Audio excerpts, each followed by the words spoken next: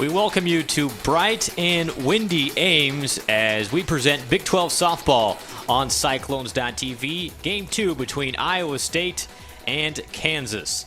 Along with John Walters, I'm Brent Bloom as Kansas taking the opener in Game 1 yesterday, 8-0, and it was scoreless through 2 innings, and Kansas put the pieces of the puzzle together in the third. They did. Tori Toscano had pitched well through those first 2 innings, but then she got one up in the eyes of Shannon Naudine, and she was able to drive this ball over the fence in left field. Might be a little tougher to get one out that direction today with the way the wind is blowing so hard today. But this one was going to be out yesterday. It's going to be out today. It's going to be out any day. And that's Maggie Hull, the Big 12 Conference's leading hitter, with a 2-run blast to kind of put it away for Kansas. They won it 8-0 and got a great performance on the mound from Kelsey Kessler. Kessler went the distance. It was only 5 innings as they got the 8-0 win in 5. But today, a new opportunity for Iowa State. Let's see if the Cyclones can get Game 2 in this final 3-game series of the season. We'll be back with your starting lineups and first pitch when we return on Cyclones.tv.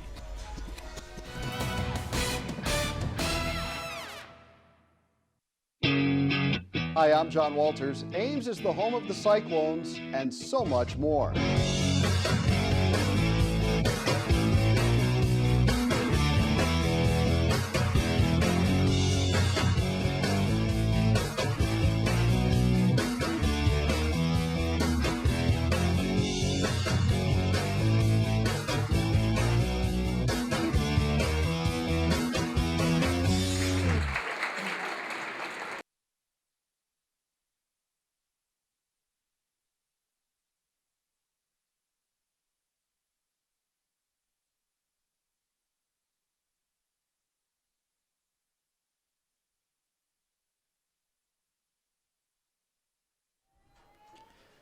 Windy day in Ames as we get ready for Iowa State and Kansas. Game 2 of this 3-game series. Kansas winning the opener yesterday, 8-0. Let's take a look at your starting lineups. First for the Kansas Jayhawks, they come in at 32-16 overall, 7-8 in Big 12 play. Alex Jones will lead off in center field. Maggie Hull, their all Big 12 performer in left field. Then their freshman, Alex Hugo. Shaylee Brickey bats cleanup. Mariah Montgomery in the 5-hole. Casson Salamone in the 6-hole in right field. Shannon Naudine, a big 3-run home run yesterday, bats 7th. Maddie Stein, the designated player, bats 8th. And Ashley Newman in the 9-hole at second base. And defensively for Iowa State, Spenlove, Gomez, Harlock across the outfield. Torrescano, Slater, Reese, and Miller in the infield. And the battery of Taylor Smith and Sarah Davison.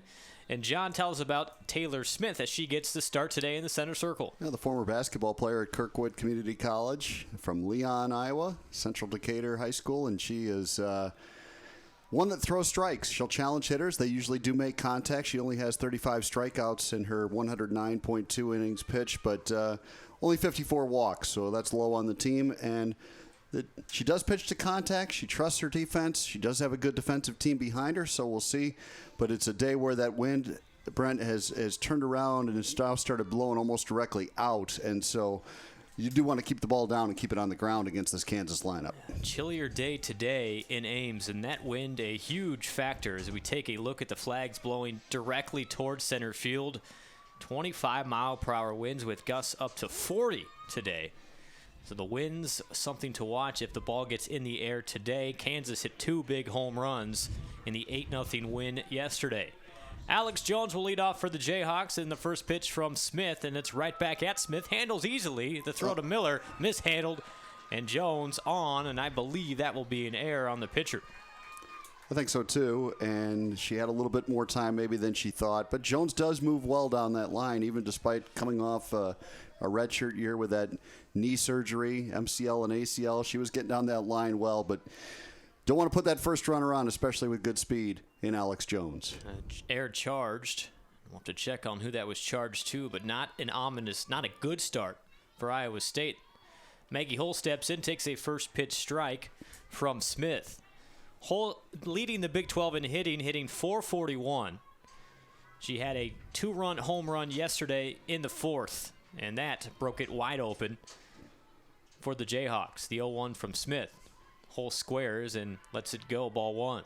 Yeah, Mariah Montgomery had pulled even with Hull for the all-time Kansas lead in RBIs, lasted about an inning before Hull blasted one over the right center field wall to now have that mark all to herself, but still being challenged by her teammate. 6 home runs, 42 RBIs on the season for the senior. The 1-1 slapped, and that's a base hit to left field. Jones takes the turn at second. Will get into third. The throw is late. And first and third, nobody out for Kansas. And a confident ball club, not the start that you want for Iowa State, as they are riding high. Big win on last Sunday against the number 1 ranked team, Oklahoma. And also played well yesterday against Iowa State. Good piece of hitting there by Hull as she saw Torrescano charging and knew that she could slap it past her into left field, and really aggressive base running by Alex Jones. The play in front of the left fielder, Spenlove, but Jones knew that she had a chance to beat it and did. And now first and third, nobody out. And a conversation for the Iowa State infield as try and regroup. Nobody out in the first inning. And a really good hitter coming up. Alex Hugo hitting .425, 14 home runs, 44 RBIs, just a freshman. She has the all-time Kansas freshman record for home runs. First pitch to her is a strike. Middle infielders playing back for Iowa State, conceding the run. Probably try to turn 2 if they can on a sharply hit ball up the middle.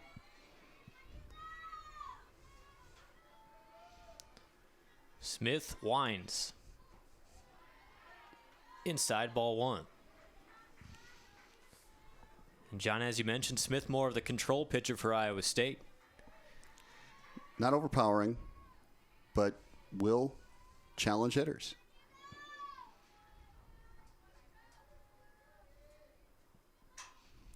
Slap to third. The runner holds. Torrescano fields and throws to Miller for the first out. Smart play by Torrescano. Just look that runner back with a glance and then fire across the diamond to get the sure out.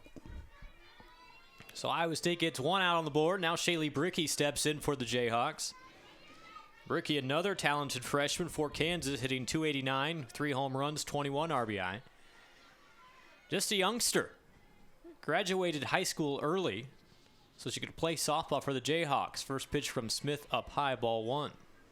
Yeah, it's hard to believe. Should be a senior in high school right now down in Texas. Instead, here she is, the cleanup hitter for the Kansas Jayhawks. And a diminutive cleanup hitter at that. They list her just 5'1", which is a lot of power, though, in that frame. That one bunted in front of the plate, and we got a log jam coming to the plate.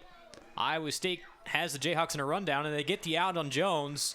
Nicely done by the Cyclones as Slater applying the tag, and Iowa State gets out number 2. And Davison did a nice job running toward the runner, forcing her hand. And good job, Davison behind the plate today with Torrescano playing third. Executed to perfection as they ran Jones back to third base. And once that runner's standing on third, you know you got her, so just run her all the way back. So Iowa State with 2 outs as Mariah Montgomery enters the right-handed batter's box. The pitch from Smith, a strike on the inside corner. Jayhawks had second and third, nobody out, and they're hard of their lineup up. And Iowa State trying to get out of some trouble in the first. Montgomery had that big 2-out, 3-run double yesterday. 0-1, right there again. In on the hands, good pitch from Smith. Smith trying to escape the first. Bounces in, ball 1. Real good play by Davison again to keep that ball in front of her. Save a run. Hole on third base. And the 1-2 from Smith. Inside corner, just misses.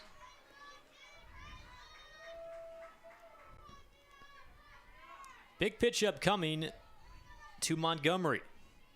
345 hitter, 32 RBIs on the season.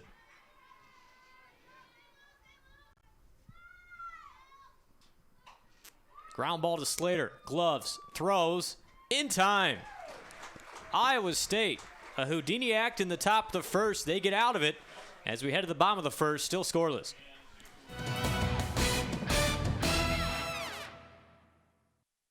often than not, the best solutions are the simple ones. When it comes to corn refuge, simple is better. Simple is here. DuPont Pioneer revolutionized simple with the broadest lineup of refuge management products. Better choices. Make it simple. Refuge Simplified by DuPont Pioneer.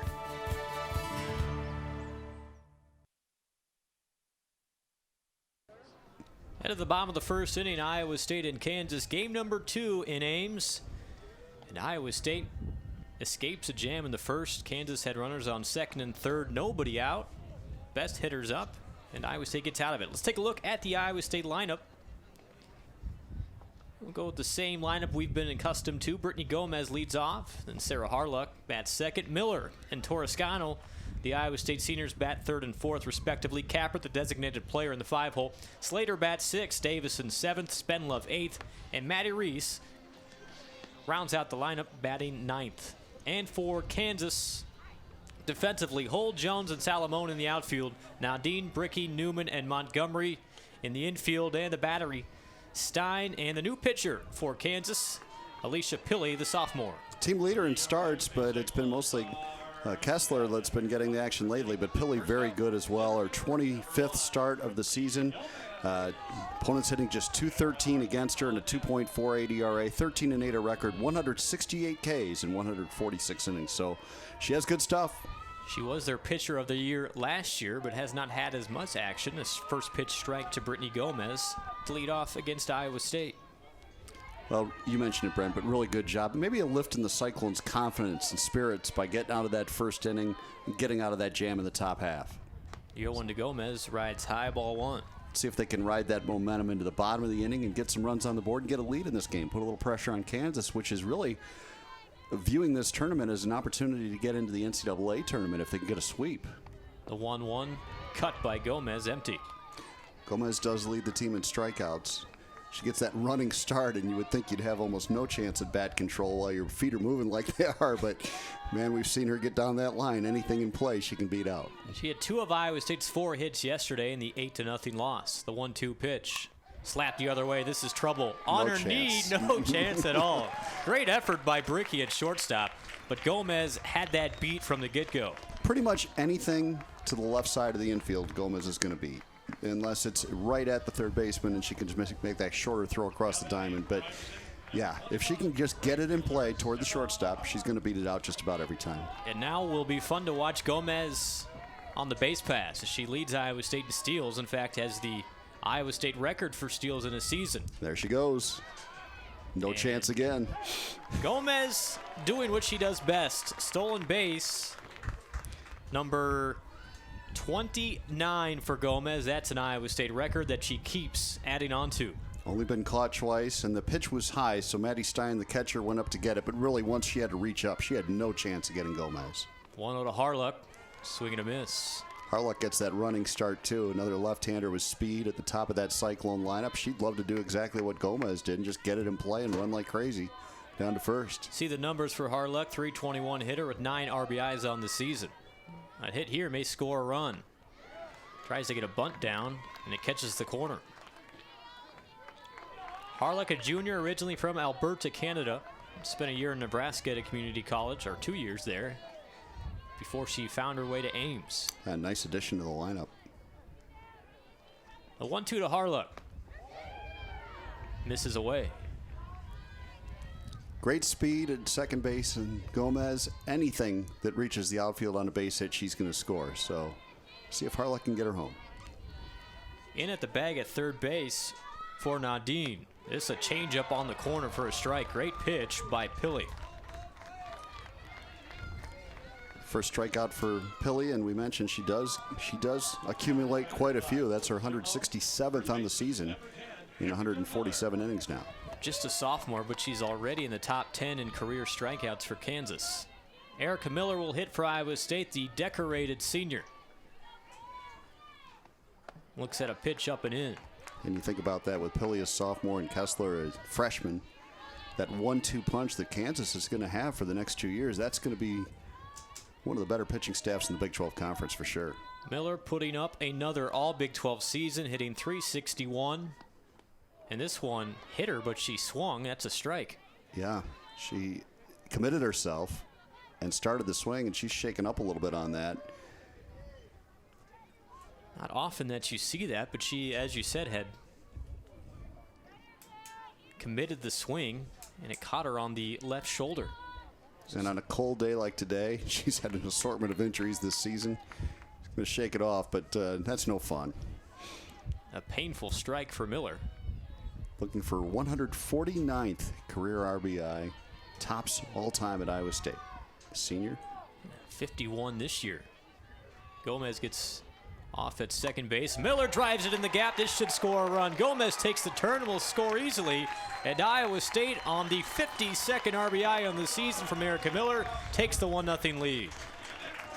Well, the slap style hitting for Gomez gets her on base. She steals second to get herself in scoring position, and then Miller does what she does best and really got good contact after she just got drilled by the pitch before.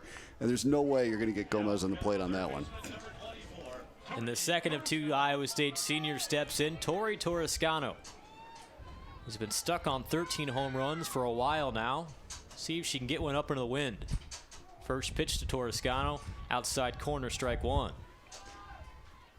A really good first inning so far for Iowa State, getting out of the jam in the top half and then getting the bats going here in the bottom half and gaining some confidence against this Kansas team. Open stance for Torrescano. Slider outside, strike two. Big uppercut swing from Tori Torrescano. She loves to get that ball up in the air. There'll be a few players in both lineups today that can get it out of the park today if they make good contact. 42 RBIs on the season. Miller on first base, one out. The 0-2 up high. Torrescano has 130 RBIs in her career, and that's third all-time at Iowa State. Alex Johnson sandwiched between Miller and Torrescano at 134, the old record holder. The 1-2, and Torrescano waves and misses. The second strikeout of the inning for Pili. Well, speaking of players that can take it out of the park today, here comes Allie Kappert. 5-game hitting streak for Kappert, the freshman from Ankeny. She had a hard hit single yesterday in the gap in left center. Prolific power for the freshman. And she looks at a ball inside. And a good batting eye. And what I really like about the way she hits, Brent, is that she pitches where the ball, or she will hit where the ball is pitched. She'll take it to the opposite field, power to all fields, and a very disciplined hitter at the plate. She looks at that one low.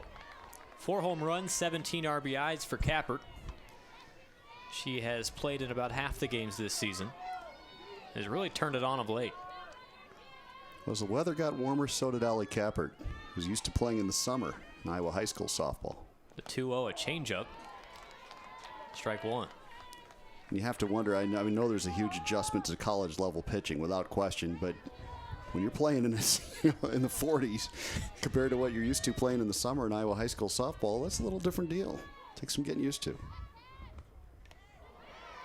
Big cut by Kappert, strike two. Iowa State, they 1-0 lead on the Erica Miller RBI that scored Gomez. Miller stands at first base, 2 outs. Alicia Pili looks in at Allie Kappert. Up high. And you saw Kappert standing in a bunt-type batting stance. With 2 strikes, she is disciplined enough to not worry about trying to necessarily drive the ball out of the park. She's just looking for a base hit here to keep the inning alive. She's probably not going to bunt it, but she's just looking to make contact here. And she looks at ball 4. Disciplined approach at the plate, and Iowa State has runners at first and second and 2 out. Exciting to think about what the future holds for Allie Kappert in the middle of this lineup. You know, she's going to have to fill a huge void next year with Torrescano and Miller gone, the 2 seniors. But so far she's shown signs that she's very capable of stepping into that role. Another of the young, exciting players for Iowa State, Lexi Slater, just a sophomore from Ramona, California. Trying to add on to the Iowa State lead. Pili's pitch. Outside. Visit to the mound. We talked about, yesterday, Brent, the first time through the lineup, this is the first time Iowa State and Kansas have faced each other this year, this series. So they haven't seen Pili this year. A lot of the veteran players on the team have seen her before, but important to see as many pitches as you can in those first couple innings just to get as deep into the lineup as you can, to let everybody on that bench see her stuff, because there's an adjustment period. And I think so far the Iowa State hitters have done a pretty good job of showing some discipline up at the plate. Kansas took 2 of 3 from Iowa State last year down in Lawrence. Cyclones saw Pili in that series, and Kansas winning the first of 3 yesterday in Ames. And they are playing for a lot on the line, as they are right on the proverbial bubble for the NCAA tournament, the selection show tomorrow night. And their RPI is at 50. That is pretty much as close to the edge as you can get. 32-16 overall on the season, 7-8 in the Big 12. They want to finish Big 12 play with a winning record. They'd have to win the next 2 to get that done. But Iowa State a 1-0 lead here in Game 2. The pitch to Slater. Hard hit, but foul. Actually right into the teeth of the wind and knocked it down. So the wind will play a huge factor. It's been blowing out to center field at times. Also sometimes right now it's going to right field. And the 1-1 to Slater from Pili. Spoils the offering 1-2.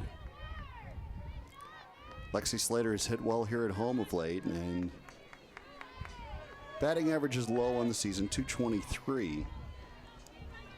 But she has really picked it up of late and has 29 RBIs on the season, so she's done a good job with runners in scoring position. Opportunity here. Just misses outside, 2-2. The Cyclones have done a lot of damage with 2 outs this season. 40% of their RBIs coming with 2 outs. And Lexi Slater at the plate. Kappert on first, Miller on second. Cyclones already 1 run in this first inning. Count goes to full. Good battle by Lexi Slater. Head start for the runners, and they could use it. Not exactly great speed on the base paths right now for Iowa State with Miller and Kappert.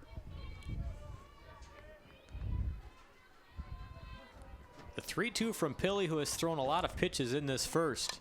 Popped up on the infield. The third baseman, Nadine, is called off by Bricky at short. And that does it for the Cyclones in the first. They do get a couple hits. They add a run on the Erica Miller single. We head to the second. Cyclones 1, Jayhawk 0.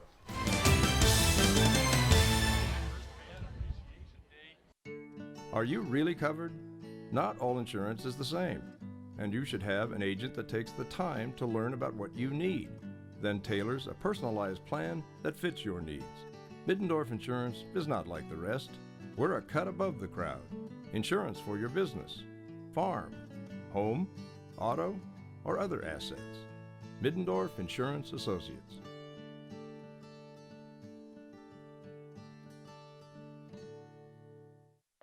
Faster internet, better TV at our lowest price ever. Now for a limited time, call Mediacom to get always faster internet with downloads up to 10 times faster than phone line DSL. Plus, boundary-free TV, including all your favorite channels for just $59.95 a month for 1 year. That's 2 services for one incredible value. Or maximize your value with DVR service. 30 meg internet, free on demand and stars for only $20 more. Great savings, no contract required. Call 800-SIMPLIFY. Size at the ballpark today as Iowa State leads Kansas 1-0. Fan Appreciation Day. What a beautiful ballpark it is, Cyclone Sports Complex in its first year, and I know how much these players appreciate having a great park to come to every day. They appreciate having bathrooms. That's something the old ballpark didn't offer, and it's kind of nice for them, and locker rooms and everything. They just love it. And great recruiting tool for Stacy Gemeinhardt-Sessler to have this outstanding facility for years to come. And they've had some success on the field. 7-5 at the Cyclone Sports Complex this season for Iowa State. Fan Appreciation Day today. The first 100 fans given foam fingers. Raises the question, who invented the foam finger? That guy's probably a wealthy man. I think it was Edward Foam. Cass and Salamone in the second. Takes a pitch away. Iowa State with 1 run in the first has a 1-0 lead, and they were able to get out of a jam with Taylor Smith in the top of the first. First 2 Jayhawk runners reached. The Cyclones escaped. Salamona chopper off the glove of Slater into center field. Tough hop off the heel of the glove, and the leadoff runner aboard for the Jayhawks. See how they rule it, but that was a very difficult play for the shortstop Slater. And they're going to call it an error, but I'm not sure many players could have made that play. That really hopped up on her. She was in good position, just an unfortunate bounce off the forearm and into center. So the first Kansas runner on, and the batter Shannon Nadine, who had a huge 3-run home run yesterday in the 3rd inning that broke the game open.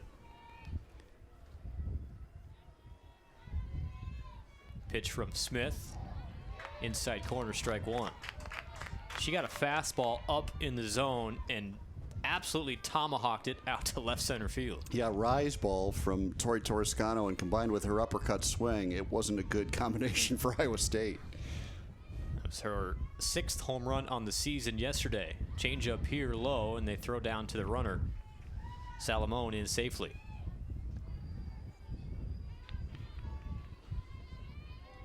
Got to believe the wind's going to be just a huge factor as this game goes on. We haven't seen anybody misjudge a fly ball or anything yet, but there's that potential. That's to left center field, and almost the same location she hit one yesterday. Now Dean does it to the Cyclones again.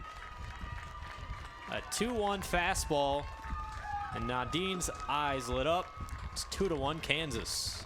Right her wheelhouse, and that one more of a line drive. You know, that wind is blowing out right now, and you can see just a rope and no chance for Spendlove. You see the flags up there just had shifted around and started blowing out, and she took advantage, but that thing was going to get out of here no matter what because she hit it so low. Nadine's 7th home run, 29th RBI on the season. She's putting together a good start to this series for the Jayhawks. Kansas, the Big 12's leading hitting team at .337 coming into this series. Maddie Stein looks at a ball down low. And Taylor Smith, a pitcher who throws to contact, and in a day like today, that may not be a good thing, but that probably would have got out on any day as hard as that was hit. The one on to Stein on the corner, strike 1. Well, I have a feeling 2 runs will not be the score for the winning team today. There's going to be plenty more put up on that board, I think. A 1-1 to Stein. Stays low. Stein, the 8th place hitter, hitting .325 this season. She's a couple home runs on the resume as well. And the team leader in RBIs. Down in that 8-hole, she has 46 coming into this series. Or as of today, 46 to lead the team. Good strike there to even up the count at 2. She's only struck out 7 times this season in 157 at-bats. Very impressive. That's a good eye there. Lets it go outside. She's only walked 4 times too, though. So she's up there cutting, but she tends to make contact. And holds it from the left side.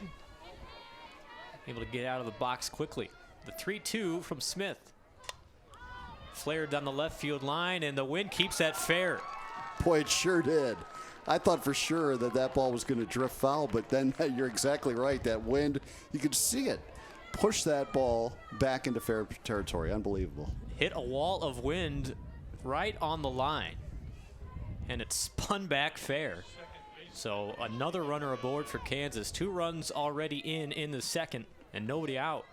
9th place hitter Ashley Newman steps in. She squares the bunt. Cues it foul.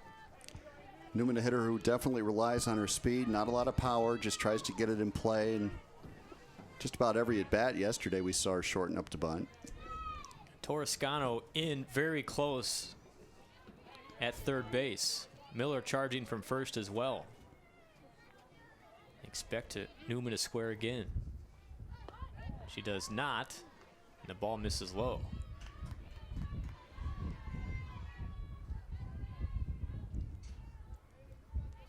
Iowa State, some nervousness in the second inning. 2 runs on the board for Kansas. Nobody out. Top of the order up next. Newman gets the bunt down well. Torrescano charges, gloves with the bare hand. Good play to get the out. Very good play by Torrescano. Over to her fellow senior Miller. So he'll take the sacrifice for sure in that situation. The sacrifice bunt for Newman. Stein moves up to second base, and the top of the order up with Alex Jones, who reached on an error to lead off the game.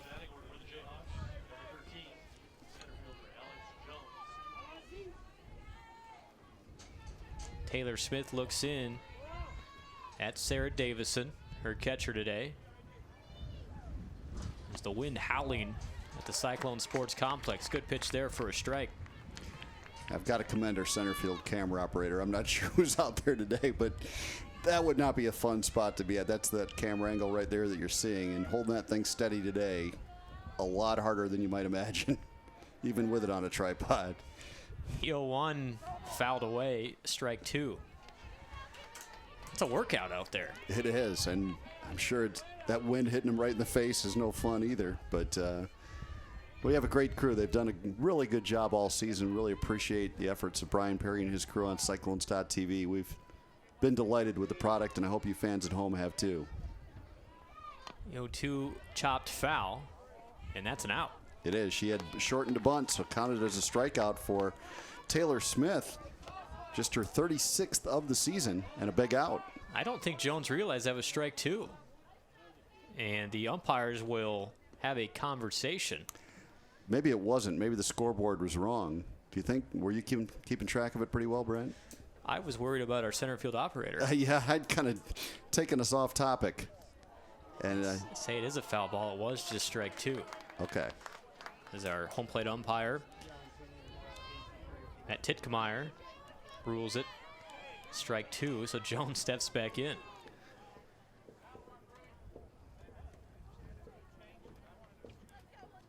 I wonder if they discussed whether or not she had attempted to bunt that ball, or whether they were saying there was. I think maybe the explanation that Coach Pinkerton just got is that the count was wrong on the board. I'm not sure. Regardless, Jones steps back in. There is 2 strikes this time. I can guarantee that. The 0-2 outside, ball 1. Jones hitting .330 on the year. Does not have a home run, only 5 RBIs, but a runner in scoring position in Stein. Kansas leading 2-1. A player in everywhere in the infield. The 1-2. Jones chops. That's foul. And is that a bunt or a swing? Stacy Gemeinhardt-Sessler thinks it was a bunt. Certainly wasn't a full swing. Boy, that's in that what qualifies as gray a bunt? zone. Absolutely. They're going to meet again, the umpires, to discuss whether this time it was a bunt attempt. And in softball, it's so hard to judge of what, when they choke up so often and with 2 strikes anyway. And they ruled that that was a swing attempt and not a bunt. Could have fooled me.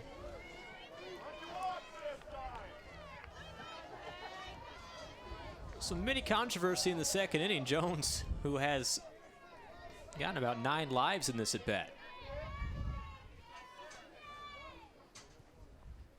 Change up, got her. There you go. No question. So I don't even have to change the scorebook, which I wrote down the K earlier. There's the first strikeout. Good pitch that time by Taylor Smith. Really had Jones fooled. And the second out in the second. Definitely not how much she took off that pitch. And right. I think Blue was pretty happy to punch her out and get it over with. Pull right back to Smith, gloves cleanly. Good play by Taylor Smith and the Cyclones.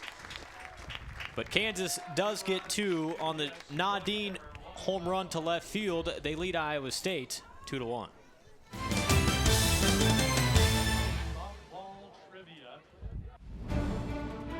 The football playing field can be tough.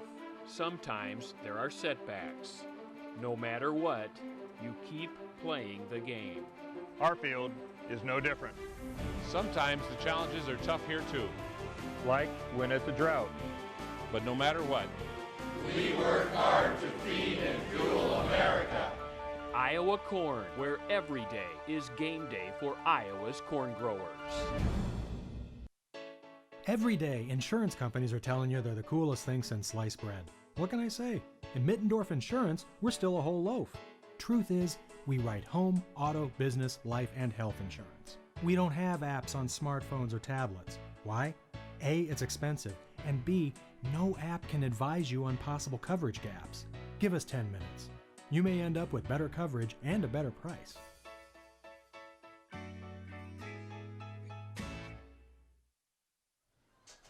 The wind howling in Ames. Kansas leads Iowa State 2-1.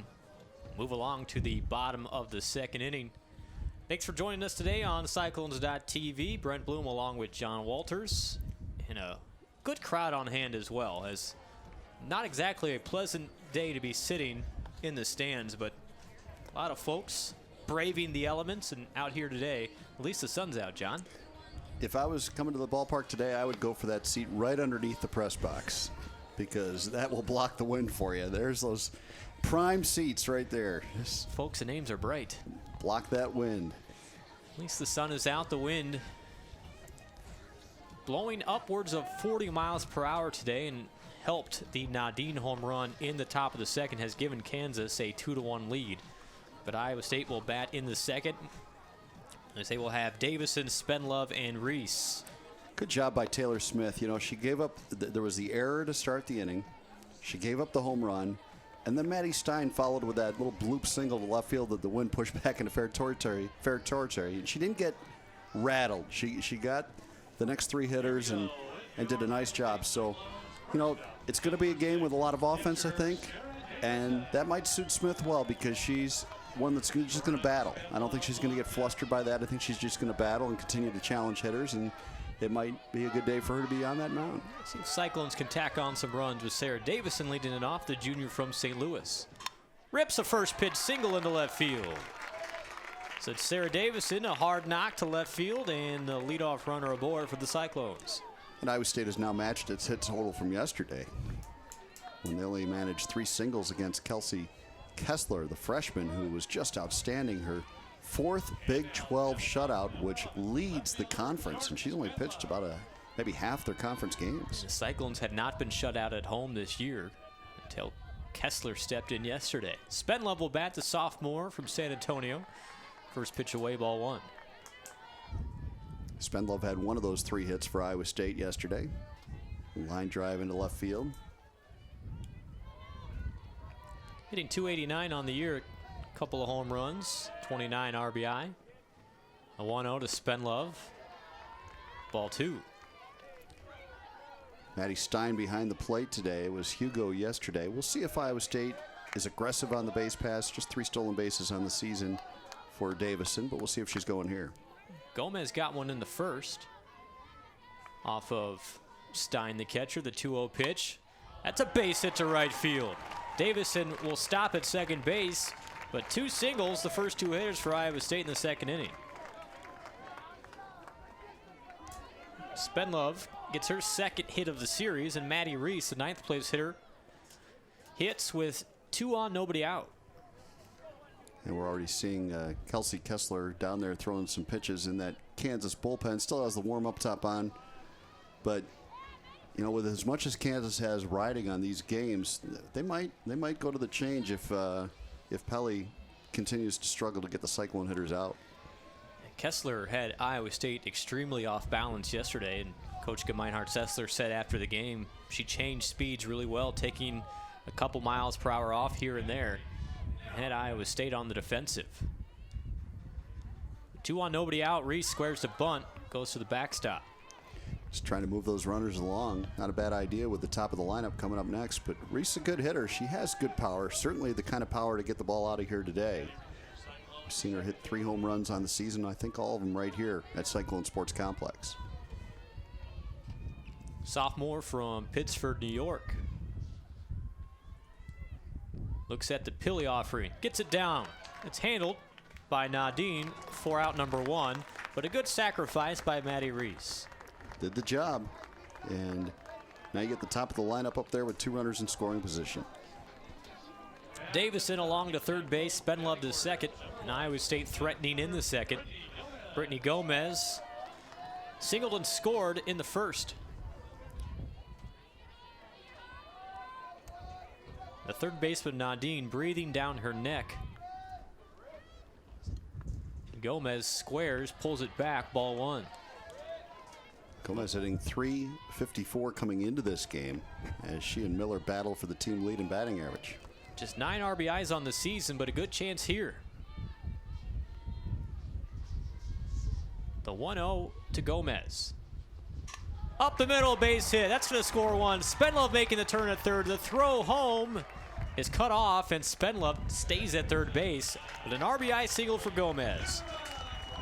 That's about as hard as you'll see Gomez hit a ball, and Sarah Davison scored, and then Stacy Gemeinhardt-Sessler thought with just one away here, let's play this conservatively. You have really good hitters coming up, and we're going to see a visit to the mound here for KU as the pitching coach Alicia Spack comes out. And now, as Kessler works down in that bullpen, she has that warm-up top off. So perhaps a bit closer to coming into this game. Iowa State ties it up at 2. There is 1 out in the second inning. And runners at first and third. Sarah Harlock due for the Cyclones. Good piece of hitting by Gomez to gash that one up the middle. 10th RBI on the season for Iowa State's freshman. And I would imagine she will be looking to steal to get into scoring position here with her speed. I don't have any doubt she'll be off and running. There you see Kessler, who was so sharp yesterday and had a shutout against Oklahoma in her last game before that. So probably not going to be too much slack on that line for Pelly. I think Kansas stalling for time to get Kessler warm. This is an awfully long conversation in the center circle.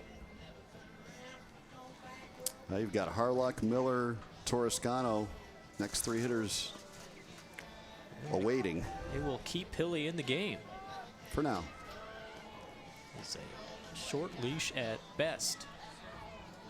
Again, 1 out in the second. Sarah Harlock steps in. Harlock 9 RBIs as well. See Gomez running at first base. There she goes, and Harlock, a vicious cut. Deposits that near the soccer field. It's behind the softball field at the Cyclone Sports Complex. Harlock struck out in the first. The 0-1 with 1 out. Change up, catches the corner, and Gomez steals second without a problem. Now there's number 30 on the season for Brittany Gomez. She's 3rd in the Big 12 in stolen bases. First ever Cyclone to reach 30. And when she steals from next base, it'll be the first Cyclone to reach 31. The 0-2 to Harlock. Swing and a miss. That one tipped in the glove, and they throw down to get the out. Big strikeout for Pilley there. Second time Harlock's gone down on strikes, so 2 away here now in the second inning, but with those 2 runners in scoring position, no one you'd rather have at the plate than Erica Miller. Iowa State's all-time RBI leader had an RBI in the first. She winds down her Cyclone career. Great to see her get a base hit in this situation. 2 outs. Inside ball 1. And watch the way the infield sets up. The shortstop, Bricky, playing on the outfield grass almost, and then the second baseman, Newman, is way over. So right up the middle, there's a big hole if you can get it past the pitcher.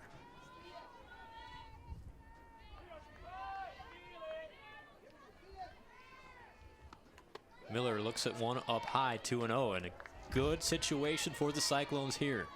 See how careful they are with Miller? She's probably been swinging the bat better than Torrescano of late, but you still have Iowa State's all-time leader in home runs in the on-deck circle, so you're not going to get too fine here, I wouldn't think. Wind whipping towards center field. 2-0. Same spot, and now you have to be extremely selective. I wouldn't be surprised if Kessler ends up closing this inning. And that one missed way up as well, so the base is loaded with 2 outs for Tori Torrescano. And Pilley will remain in the game. Torrescano's had some good moments with the bases loaded this year. Grand slam against Oklahoma State.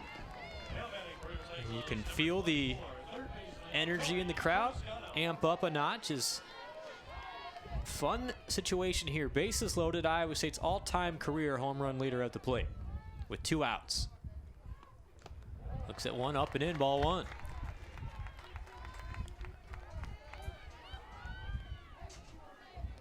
Spenlove at third, Gomez at second, Miller at first, and Torrescano at the plate. The 1-0 upcoming from Pili. Check swing, did she go? She did. I thought she offered. I think they got that one right. 1-1.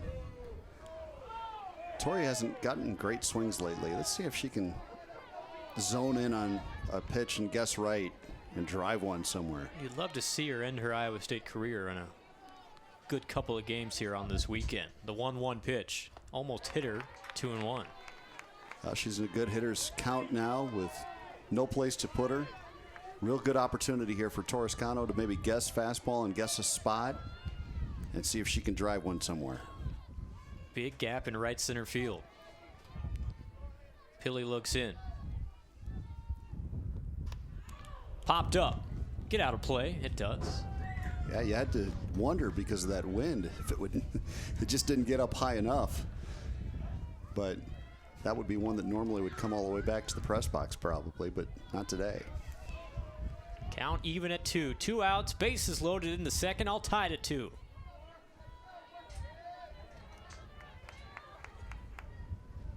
Long look in from Pili. On the corner, strike 3 looking. Pili slams the door on Torrescano, ends the Iowa State threat in the second, but the Cyclones do get a run. We're all square at 2.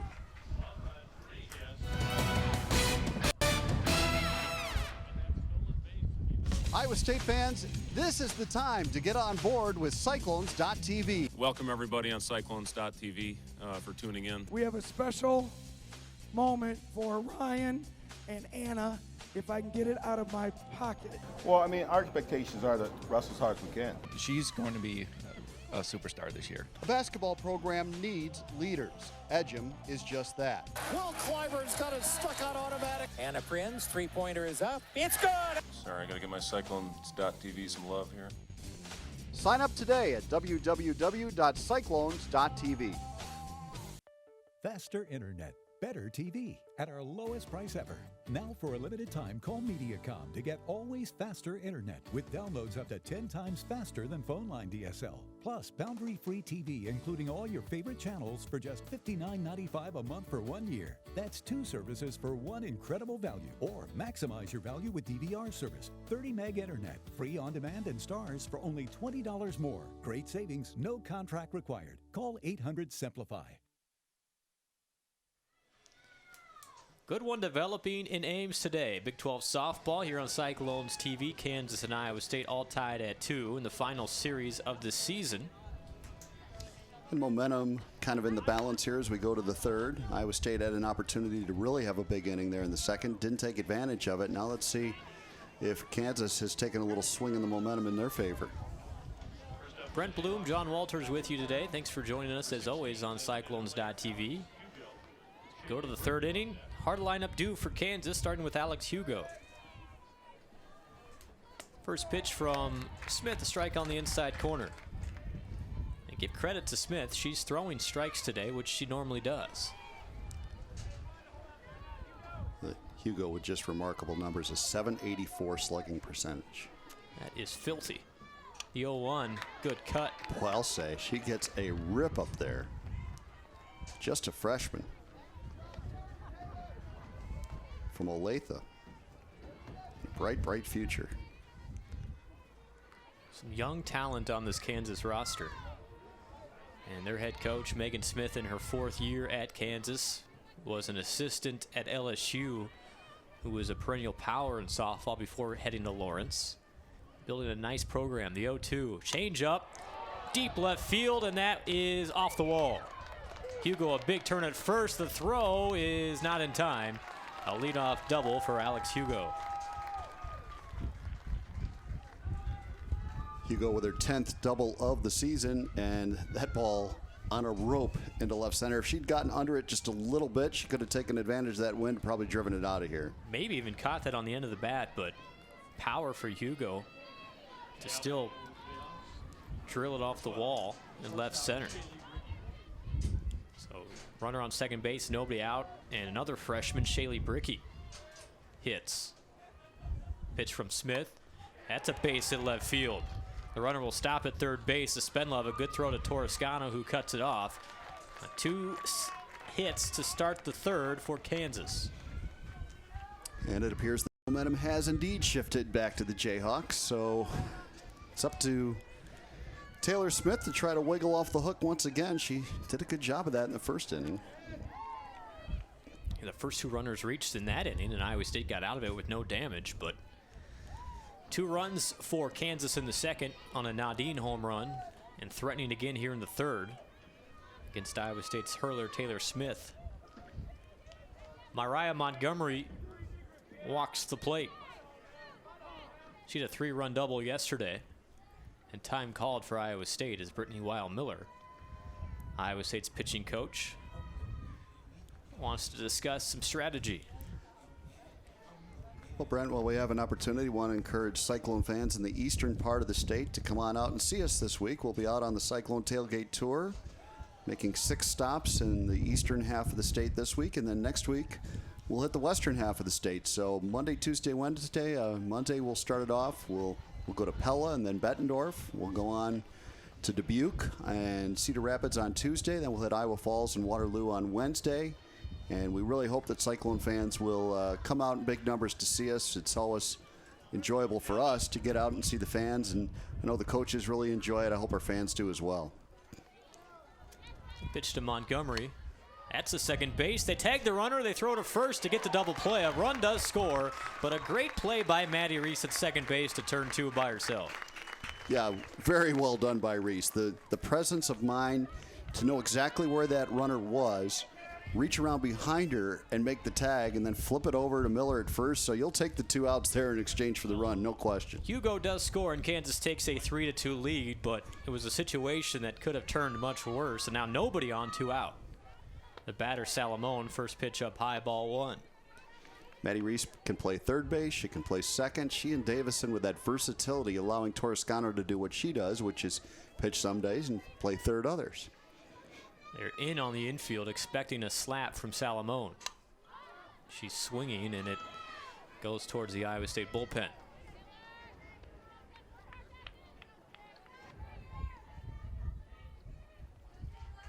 Casson Salamone, 344 hitter.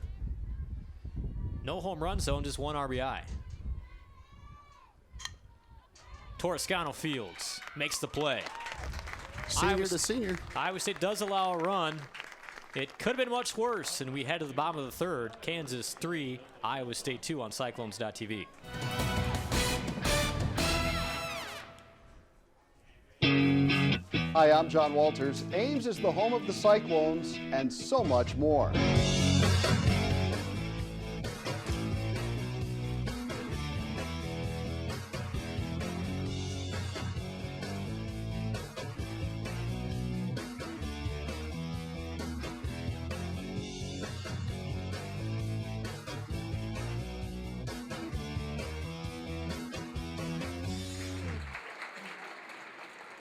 I am a helpful smile.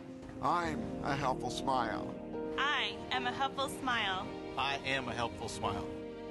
I am a helpful smile. I've been a helpful smile for 23 years. I am a helpful smile. I am a helpful smile. I am a helpful smile. I am Hy-Vee. Kansas leads Iowa State 3-2. Head to the bottom of the third.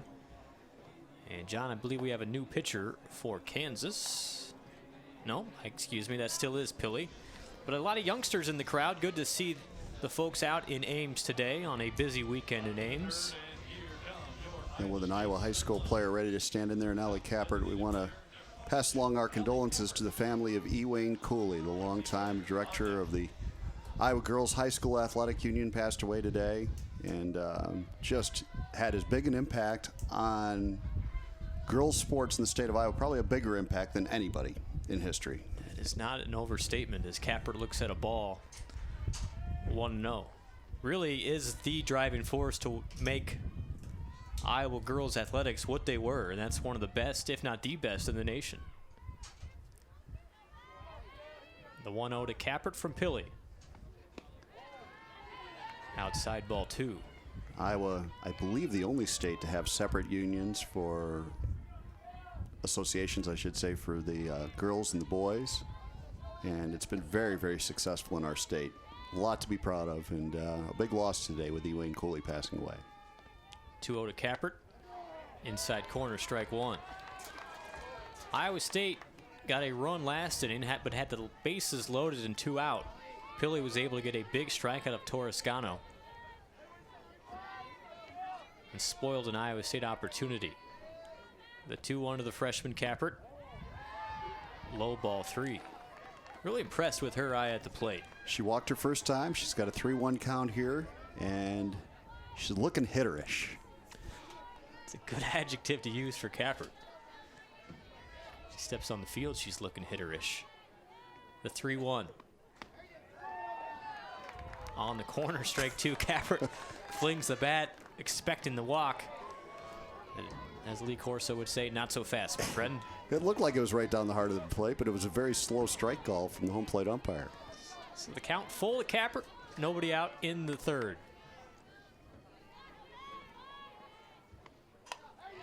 This is the shortstop, Bricky on a hop, throws, good play in time. Yeah, deep in the hole, but you've got a runner who doesn't move exceptionally well, and Bricky across the diamond to get her fellow freshman. She made a play almost identical to that yesterday, and what a nifty fielder in Shaylee Bricky. This is not an easy play. Went down to a knee and fires a bullet. Very close play. Kappert thought she had it beat. So Lexi Slater hits, and hits one deep to center field. This one is gone. Lexi Slater, a big fly to center, ties this up at 3. Got it up in that win, Brent.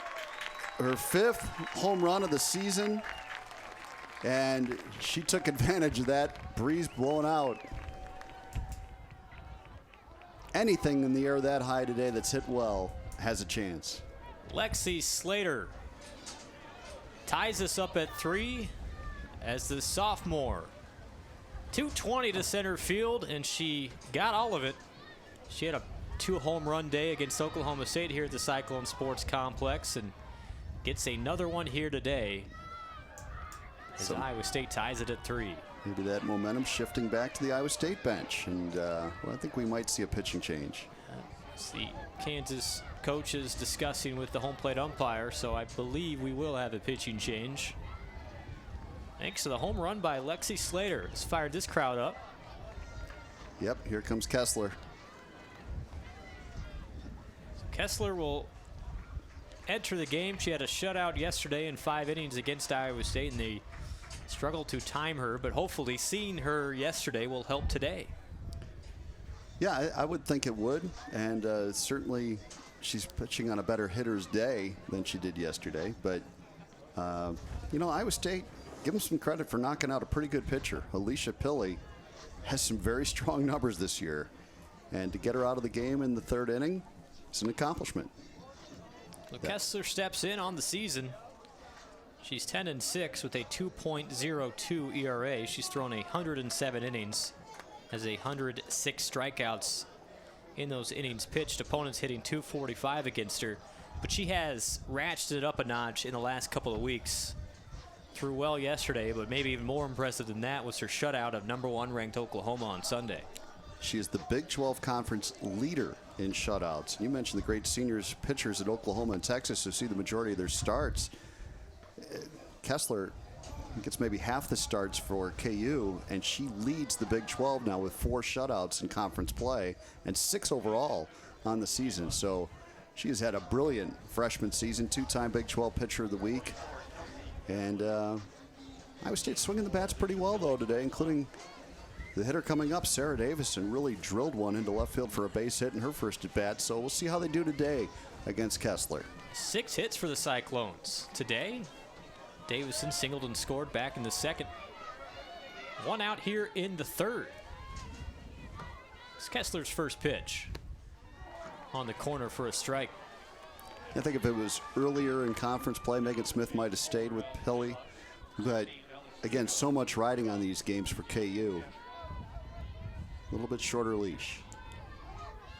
Davison stares at an 0-1.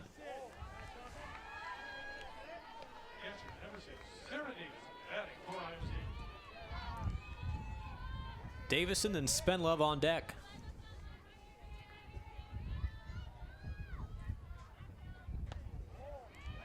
Fastball inside, ball 2.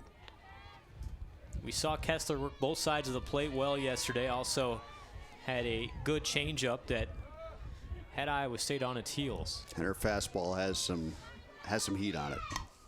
Center field. Back goes the center fielder Jones, and on the track puts it away. Playing deep today, as you would expect, and good contact, though, by Davison. So that's encouraging. That's as hard a ball we've seen hit against Kessler in 2 days, Brent, and so that is encouraging in the first at bat for the Cyclones against her today. Iowa State rarely got the ball out of the infield yesterday, and that was hit well, but Jones had it played perfectly. This one hit well to right center field. The wind will carry that towards the track, and a great running play by Alex Jones in center field. Spenlove gave it a ride, got it up into that jet stream, but Jones able to chase it down to end Iowa State's third inning. But they do get a run on the home run by Slater. We're all tied up at 3. More often than not, the best solutions are the simple ones. When it comes to corn refuge, simple is better. Simple is here. DuPont Pioneer revolutionized simple with the broadest lineup of refuge management products. Better choices. Make it simple. Refuge Simplified by DuPont Pioneer. I am a helpful smile. I am a helpful smile. I am A helpful smile. I am a helpful smile. I am a helpful smile. I've been a helpful smile for 6 years. 15 years. 25 years. I've been a helpful smile for 39 years.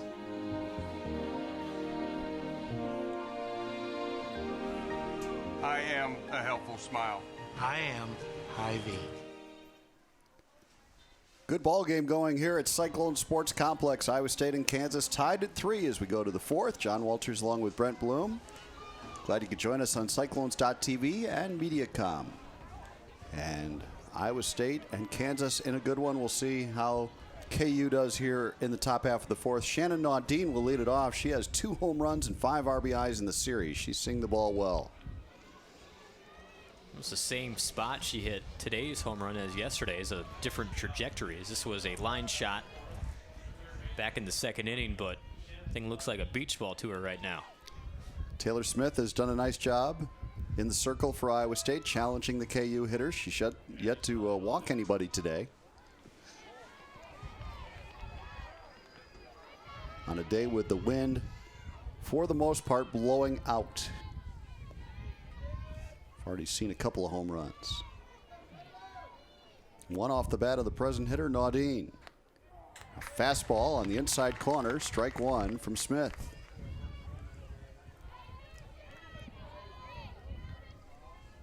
Iowa State with a run in each inning. Naudin delivered 2 in the second, then they got another run in the third. It's a 3-3 game. Slater couldn't backhand it. That'll go as a base hit for Naudin. Would have been a tough play anyway for Slater. Probably no chance to throw her out. Naudin decent speed running down to first base, and Slater a tough chance, could not make the play, but really no damage done. So Maddie Stein, the catcher, stands in with a runner aboard here in the 4th.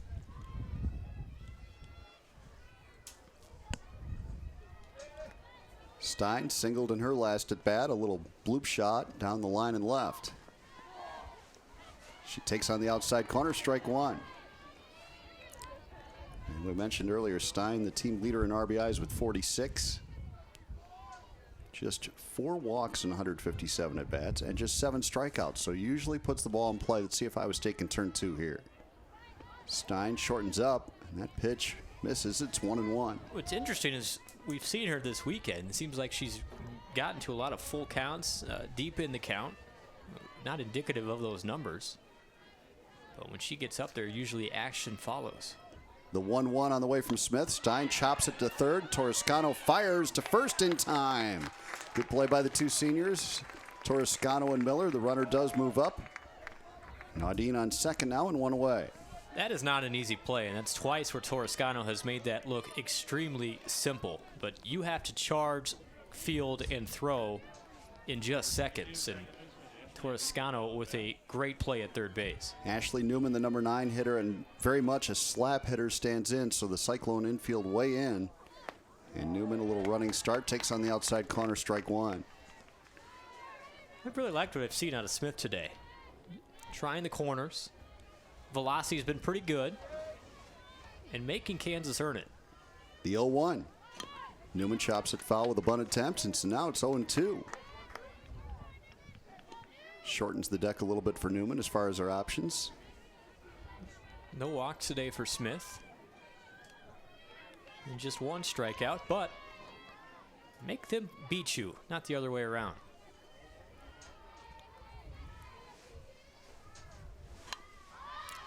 There's that half swing, not a bunt. Fouled off. So Newman stays alive, 0-2 the count.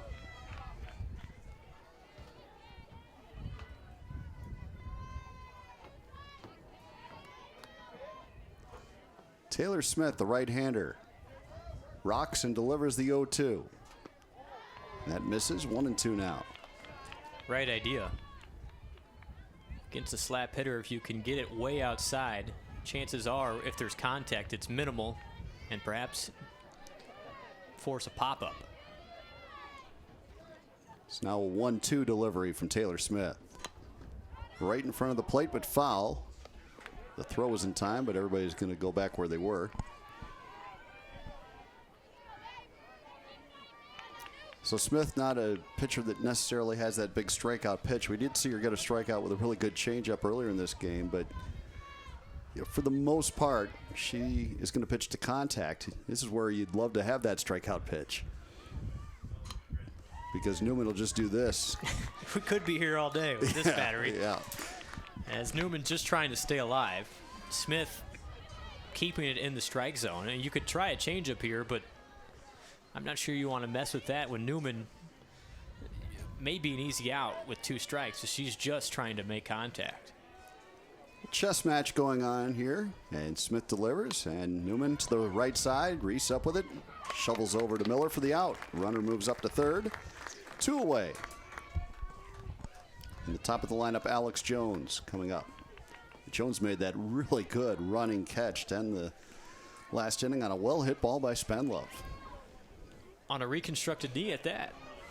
She missed all last year with an ACL. ACL and MCL, and that's a brutal injury. She did it in fall softball and then missed the entire next year with a red shirt.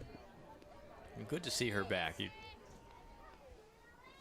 She had a sister play for Iowa State from 2007 to 2010. And she runs really well. Mm-hmm. See that C on her jersey, one of the several captains on this Kansas team.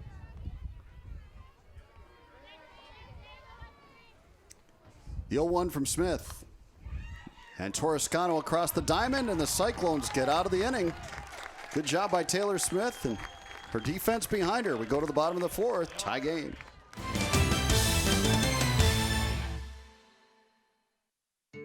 Are you really covered? Not all insurance is the same, and you should have an agent that takes the time to learn about what you need, then tailors a personalized plan that fits your needs. Middendorf Insurance is not like the rest. We're a cut above the crowd. Insurance for your business, farm, home, auto, or other assets. Middendorf Insurance Associates.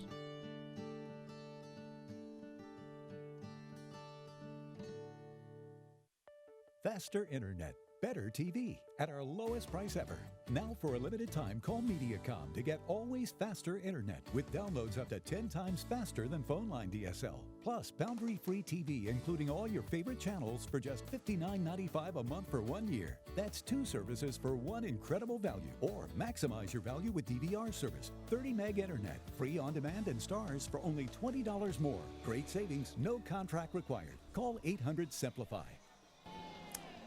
Cyclone Sports Complex, the site of this Big 12 Conference closing series between Iowa State and Kansas. We're all tied up at 3 as we go to the bottom of the 4th. And a great crowd here at Cyclone Sports Complex. Great spot for a ballpark. Right tucked away here in the South Ames area. We were both driving up this morning, and all we saw was an All-American and Olympian running around the stadium. Betsy Sina out running. Yeah. And you commented to me, what are the odds? And I said, pretty good. She runs about 25 miles a day. So actually, chances that we were going to see her running were probably pretty good. Maddie Reese will lead it off for Iowa State here in the bottom of the 4th. Tough day to run, though, with this wind. Reese chops one foul. Reese had a sacrifice bunt that helped Iowa State score a run in the 2nd.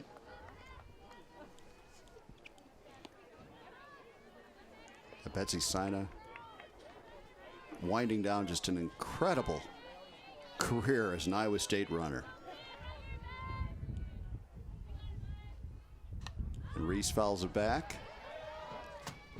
Sina will run in the NCAA championships coming up in Eugene next month.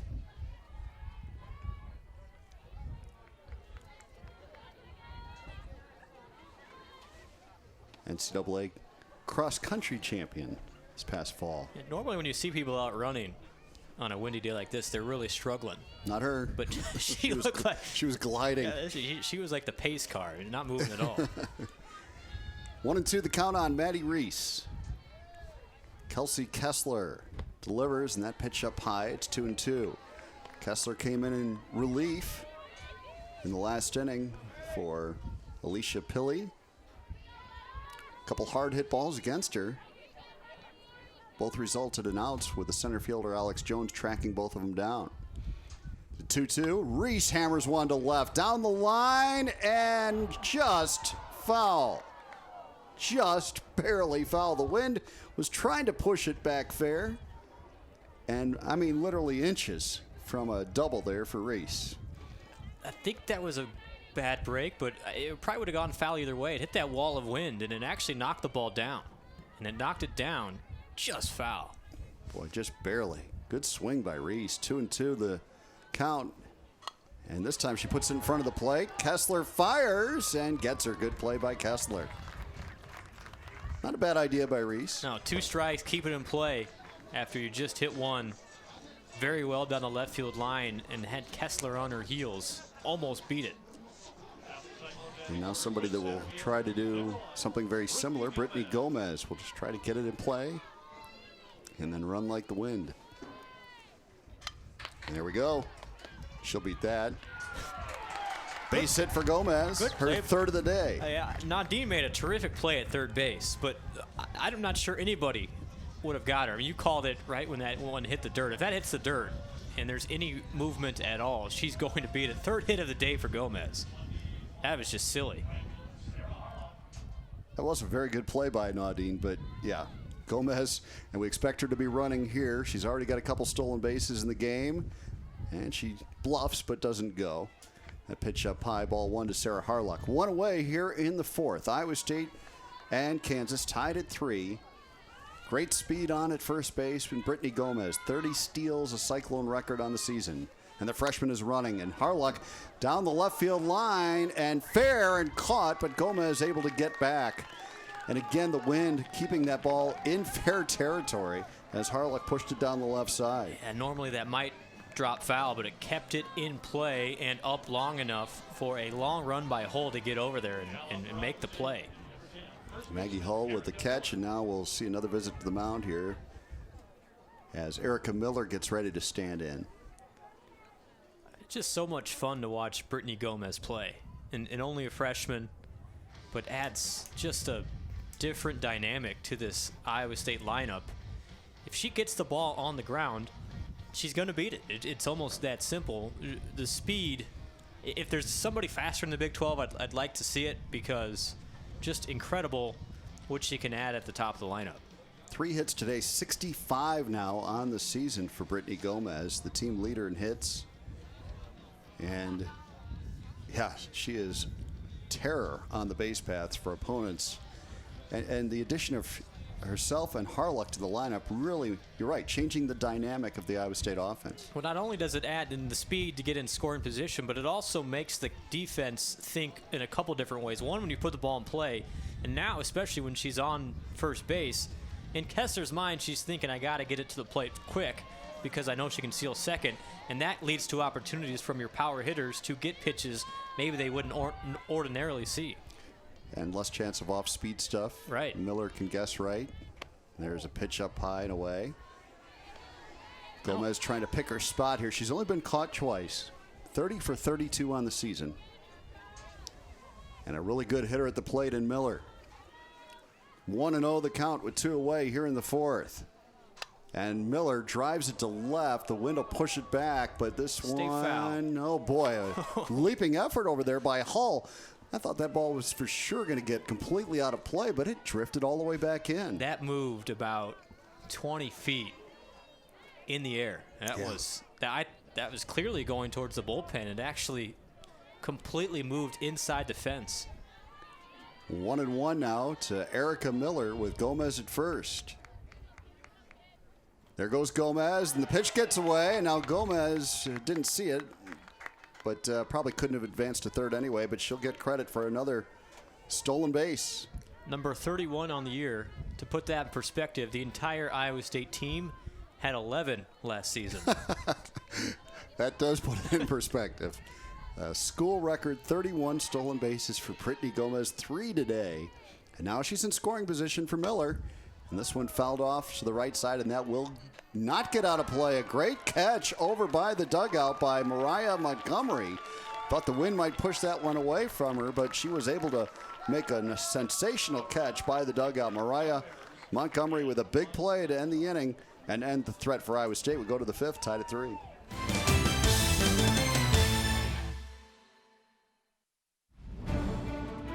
The football playing field can be tough. Sometimes there are setbacks. No matter what, you keep playing the game. Our field is no different. Sometimes the challenges are tough here too. Like when it's a drought. But no matter what, we work hard to feed and fuel America. Iowa Corn, where every day is game day for Iowa's corn growers.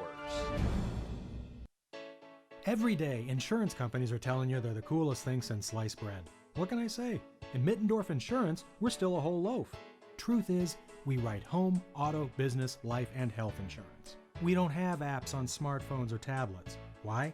A, it's expensive, and B, no app can advise you on possible coverage gaps. Give us 10 minutes. You may end up with better coverage and a better price.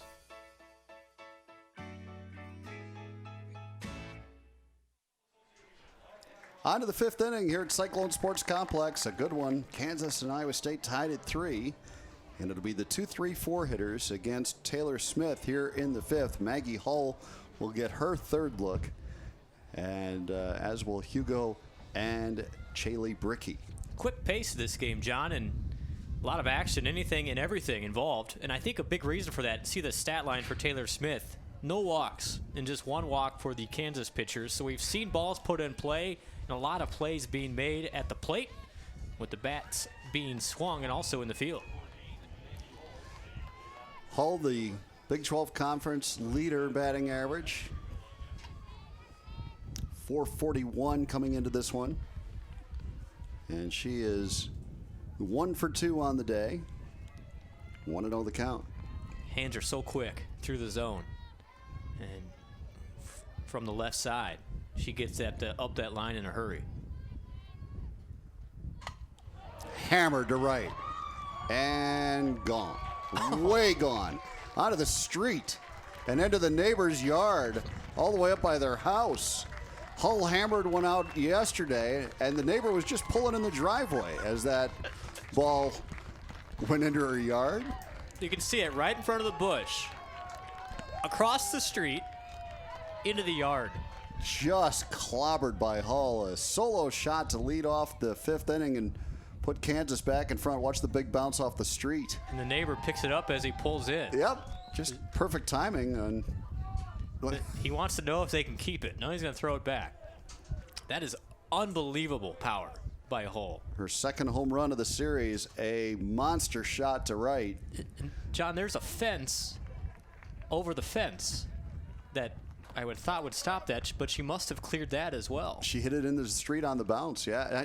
That wasn't that person's home. They just saw the ball almost hit their car and then decided to go corral it. So they're pulling back out of the driveway and off they go. But the guy just was being a good Samaritan there. Wow. Yeah, you're right. Beyond both fences. Now we'll have a pitching change for Iowa State as Tori Toscano comes in. Really good job by Taylor Smith, though.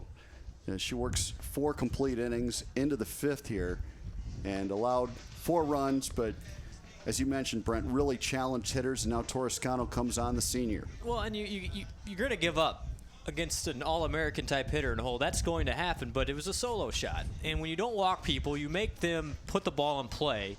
And a solo home run, I'm not a smart guy, but is a lot better than like a three-run home run. And when you walk people, that's what you can leave yourself open to. And she gives up 7 hits and 4 runs, but she made the Jayhawks put it in play, and credit them for doing that at times. But Coach Gemeinhard Sessler has to be very pleased with Smith keeping Iowa State in this. How many feet do you think it is to the house from home plate? Well, it's at least 2 fields. I mean, we're looking, I'd say 350 maybe? Yeah, maybe even 400. Pretty close. I mean, and I know that rolled up to the house, right, but it hit in the street. Yeah, that was just an impressive show of power by Maggie Hull. Of course, the wind helped it a little too, but man, a monster shot that cleared both fences, landed in the street, and bounced all the way up to that house. That's one of those home runs that you hope doesn't shell shock Iowa State. I mean, rarely do you see a ball hit that hard. And I know Toscano will step in instead of Smith now, but Iowa State has come back in this game before, and they're still only down a run. It's been a great ball game, 4-3. Kansas out in front. And after Hull's second home run of the series, Alex Hugo stands in. Speaking of power.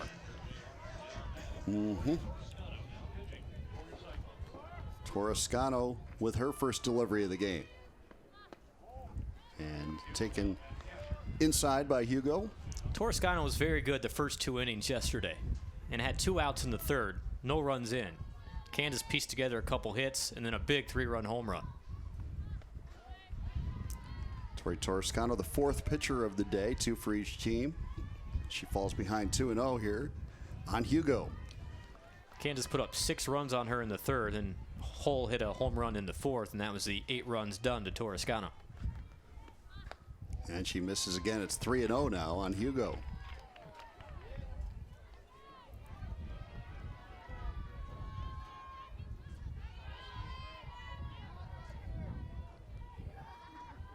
Toscano's 3-0 pitch on the way and misses badly, and she starts off with a walk against Hugo. First walk of the day for Kansas. That can lead to trouble. If you're going to walk somebody, I'd probably walk Hugo, as she has some extra base power, but all of these Kansas hitters can do just that. And so if you start walking people, it's a free pass for them to do damage. Bricky lines it to Reese across the diamond for the double play. Maddie Reese moved over to third base when Toscano comes into the game, and Tori Toscano able to get 2 outs with 1 pitch. And credit the scouting report there, as she was aligned perfectly to catch that line drive. Second double play of the game turned by Iowa State, 3rd of the series. And now Mariah Montgomery stands in.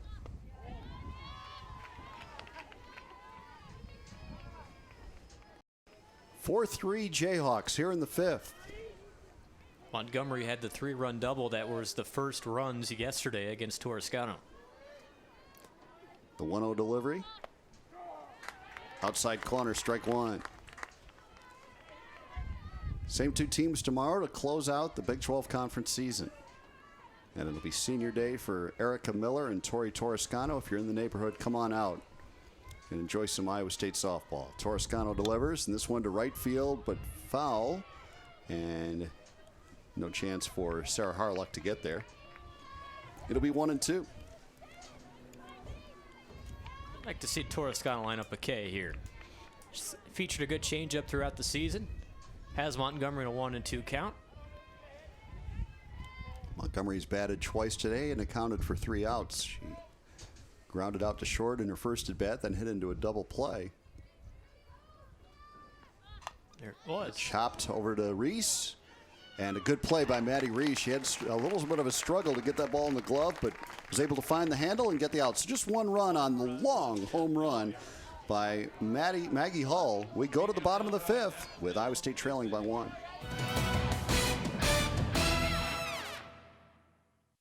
Iowa State fans, this is the time to get on board with Cyclones.tv. Welcome everybody on Cyclones.tv for tuning in. We have a special moment for Ryan and Anna, if I can get it out of my pocket. Well, I mean, our expectations are that Russ as hard as we can. She's going to be a superstar this year. A basketball program needs leaders. Edgem is just that. Will Clyburne's got it stuck on automatic. Anna Prinz, three-pointer is up. It's good! Sorry, I gotta give my Cyclones.tv some love here. Sign up today at www.cyclones.tv. Faster internet, better TV at our lowest price ever. Now for a limited time, call Mediacom to get always faster internet with downloads up to 10 times faster than phone line DSL. Plus, boundary-free TV, including all your favorite channels for just $59.95 a month for 1 year. That's 2 services for one incredible value. Or maximize your value with DVR service. 30 meg internet, free on demand and stars for only $20 more. Great savings, no contract required. Call 800-SIMPLIFY. Well, deceiving to look at that sky and think, what a nice day. But it's not a bad day, but man, is it windy here at Cyclone Sports Complex. 4-3, Kansas leading. Here's the current temperature, 54 degrees, and that wind 32 miles an hour. And that's consistent. Yeah. I think whatever the wind is in Des Moines, you can add about 10 more miles per hour when you get up to Ames. It's a windy town. Torrescano will lead it off against Kelsey Kessler, who starts her second full inning of work. That pitch taken up high for ball 1. It'd be great to see Torrescano get a solid contact here. She hasn't had the best couple of bats in this game, but you know she wants to deliver. Pitches away. 2-0 now on Tori Torrescano. Such a phenomenal career for Torrescano, and with only a handful of games left, maybe the pressure pressing a bit. Good hitters count here. 2-0 pitch on the way. Torrescano lifts it to right and foul. 2-1. 41 career home runs for Torrescano, a school record. She had a single season record 14 a year ago. She's been stuck on 13 this year for quite some time. 2-1 on the way from Kessler, and it hit Torrescano and hits her hard, but she will shake it off and run down to first. It was a no-doubter. There's no way you can get out of the way of that one, and that will smart for a while on a 55-degree day. Yep, she's going to go beyond first base and stretch it out a little bit. Yeah, take the wind out of you. Man. All right, in the back. It's a tough cookie, though. They might call it softball, but it's not that soft. Not at all. And that one will leave a mark for Tori Torrescano. And now Allie Kappert comes in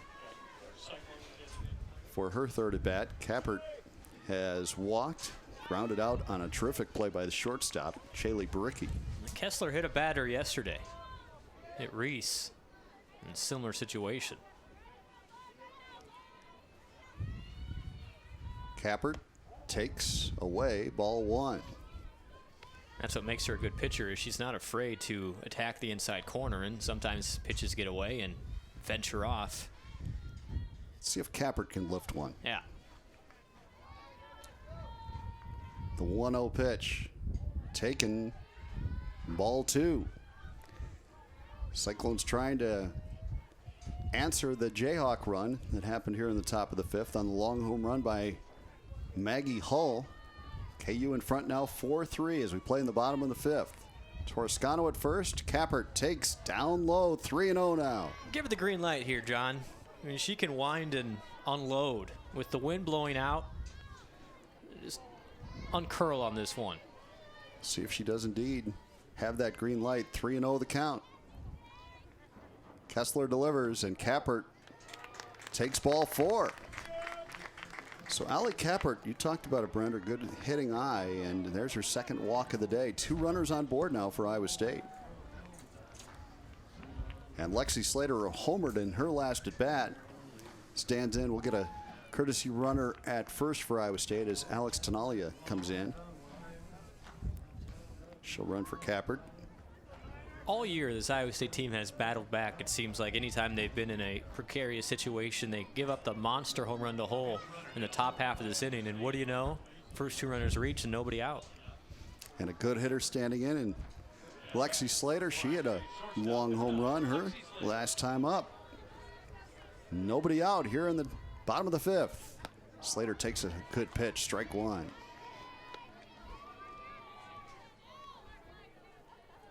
Kessler, 13 consecutive scoreless innings now. Got to think about a bunt here, though. I think get a couple runners in scoring position. I know Slater has power. And you're exactly right. Good bunt, and that will move everybody up. Very nice job by Lexi Slater. The sacrifice bunt goes 1-4. And now Toscano at third, and Tenalia at second. And in stands Sarah Davison, who hit the ball very hard her first at bat, lined a single into left. Great coaching there. Coach Gemeinhard Sessler gave her one pitch, see if she could attack it. And once there was a strike on her, then you put the bunt on. And Davison bunting. And here comes Toscano to the plate. She's in there. And everybody's safe. First and third now for Iowa State. Sarah Davison with a squeeze bunt. And Toscano able to beat it home. And the Cyclones have tied the game. Nifty bit of footwork to avoid that tag. As you see, the first baseman coming over, and Toscano just enough out of the way. Good athletic play by Montgomery to make that interesting. And now we'll see another visit to the mound. The game tied at 4. So Kessler finally gives up a run after that shutout against number 1 Oklahoma, and then the shutout yesterday, and a couple strong innings so far in this one. Now the Cyclones, as you mentioned, Brent, fighting back as they've done so often. They haven't hit a ball hard against Kessler in this inning. They had a hit by pitch to start it with Toscano, a walk, and now the back-to-back bunts produce a run. Still only 1 out. And that is why you sack bunt. Just that situation right there, as it moved the runners in scoring position and it set up that play. And we have seen everything in this game. What entertainment. This has been just a joy to watch. It's been a great game. Well pitched, good hitting. I mean, you name it. Good defense for the most part. Spendlov's hit the ball pretty hard today. Mm-hmm. The runner on first and third and 1 out. You could squeeze again. She has speed. So some options in play for the Cyclones. Everybody loves good options. Davison, the runner at first. Tenalia at third. 1 out here in the bottom of the 5th. The Cyclones with a run in have tied the game at 4. And now Jordan Spendlove stands in there. She's 1 for 2 on the day. Swinging, chopping to the right side. They're coming home with it. And safe is Tenalia. And the Cyclones have the lead. They gambled and came home with it. But Tenalia in there. Iowa State leads at 5-4. Yeah, with runners on first and third, that is not a force out at home. If it was, she would have been out. But the throw up the line just enough. The catcher, Stein, could not get the glove over in time. And Iowa State takes the lead. Doing it with small ball here, and let's see what Maddie Reese does with 2 runners aboard. First pitch from Kessler misses. So the freshman might be a bit rattled here by Iowa State, really without the benefit of hitting the ball hard. pushing 2 runs across here in the 5th. 1-0 the count on Reese. And that pitch in there for a strike.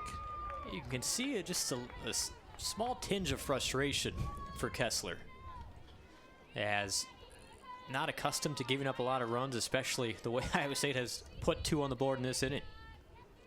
The 1-1 to Reese, which he couldn't hold up. It's strike 2.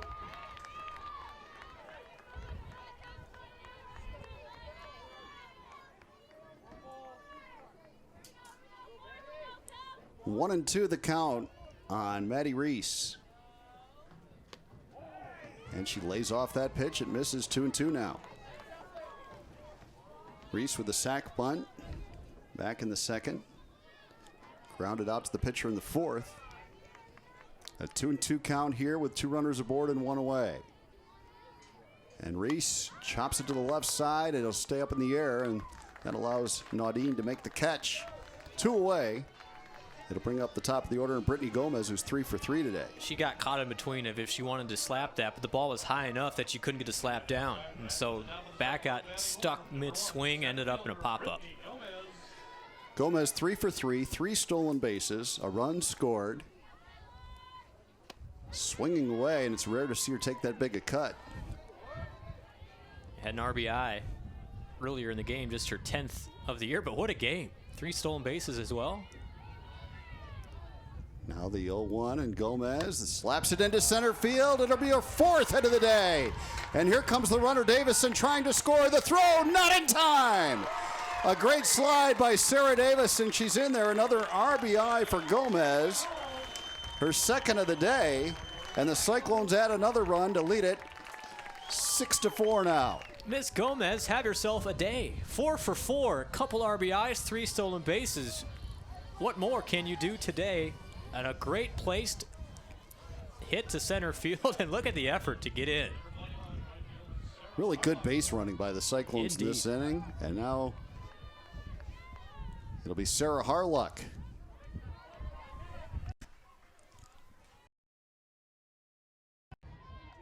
The 2nd, Gomez at first, 2 outs here in the bottom of the 5th. Iowa State with 3 runs in, leading at 6-4 now. And Harluck swings and misses.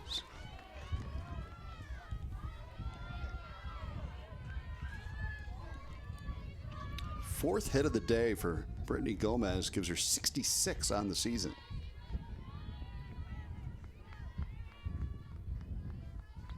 Harluck takes up high, 1-2.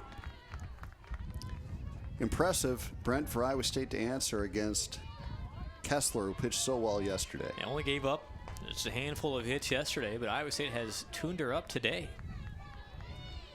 1-2 on Harluck. She takes ball 2. And the way they've done it in this inning, nothing hit extraordinarily hard, but manufacturing runs. It's something they could not really do last year, but the added speed and ability to get the ball in play. Harluck takes inside, full count now, and that almost hit her. You've got Erica Miller standing on deck. And now with a 3-2 count and 2 away, good speed on the base pass. They're going to get a running start. Spenlove at 2nd, Gomez at 1st. Harluck swinging away and just foul tipping it off the umpire's hand. That's smarting. That stings. Well, after Toscano took one in the back, I don't think he wants to complain too much here. Take a second look. That's how that. Oh, it was on a hop. That's how this inning started, with Toscano getting drilled by a pitch. 3-2, 2 away. Harluck couldn't make contact, and the inning comes to an end. But 3 big runs for the Cyclones. They lead it 6-4 as we go to the 6th.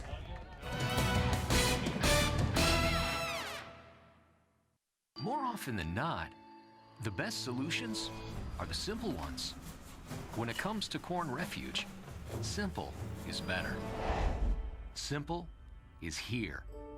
DuPont Pioneer revolutionized simple with the broadest lineup of refuge management products. Better choices. Make it simple. Refuge simplified by DuPont Pioneer. I am a helpful smile. I am a helpful smile. I I am. A helpful smile. I am a helpful smile. I am a helpful smile. I've been a helpful smile for 6 years. 15 years. 25 years. I've been a helpful smile for 39 years.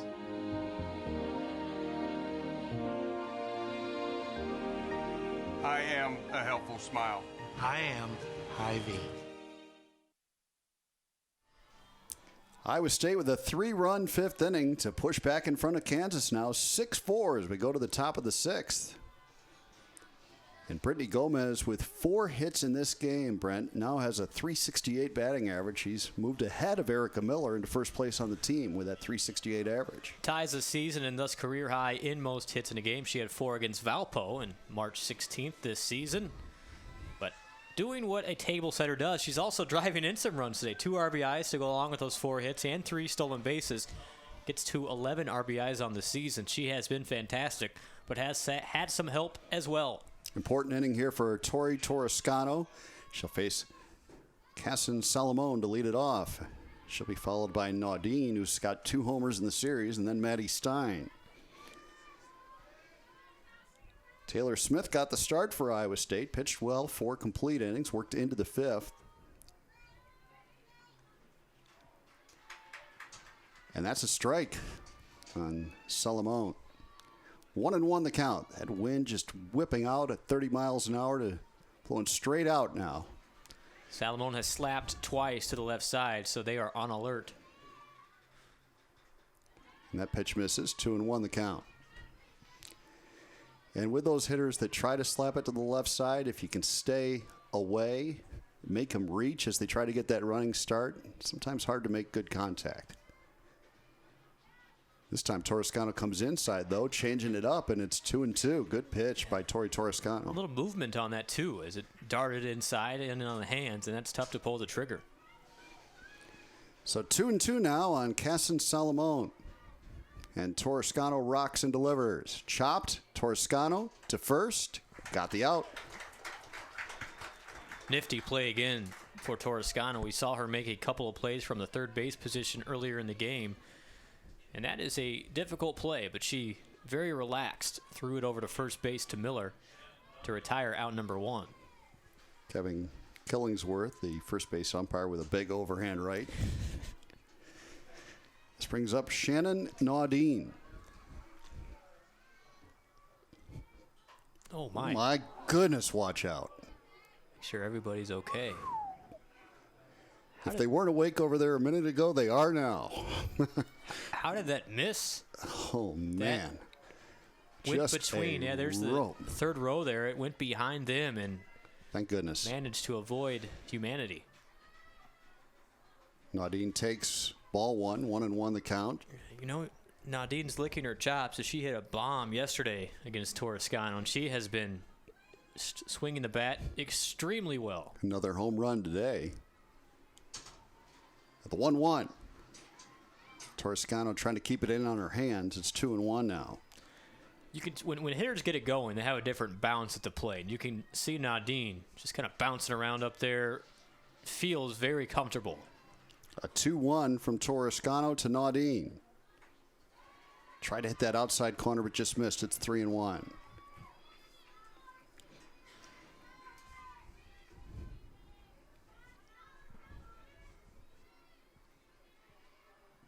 So good hitters count for Naudine. Torrescano delivers. And that misses. Ball 4. Second walk for Torrescano. And it'll bring Maddie Stein to the plate. And Stein and Newman at the bottom of the order have had the least successful at-bats in this series. So a walk there, not the end of the world, but just don't amplify it by getting back-to-back walks. Torrescano delivers and misses. Ball 1.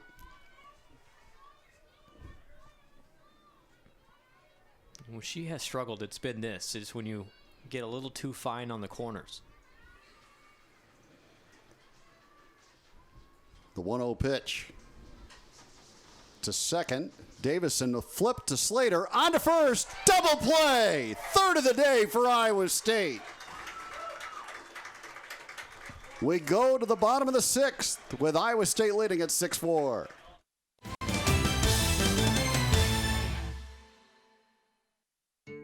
Are you really covered? Not all insurance is the same, and you should have an agent that takes the time to learn about what you need, then tailors a personalized plan that fits your needs.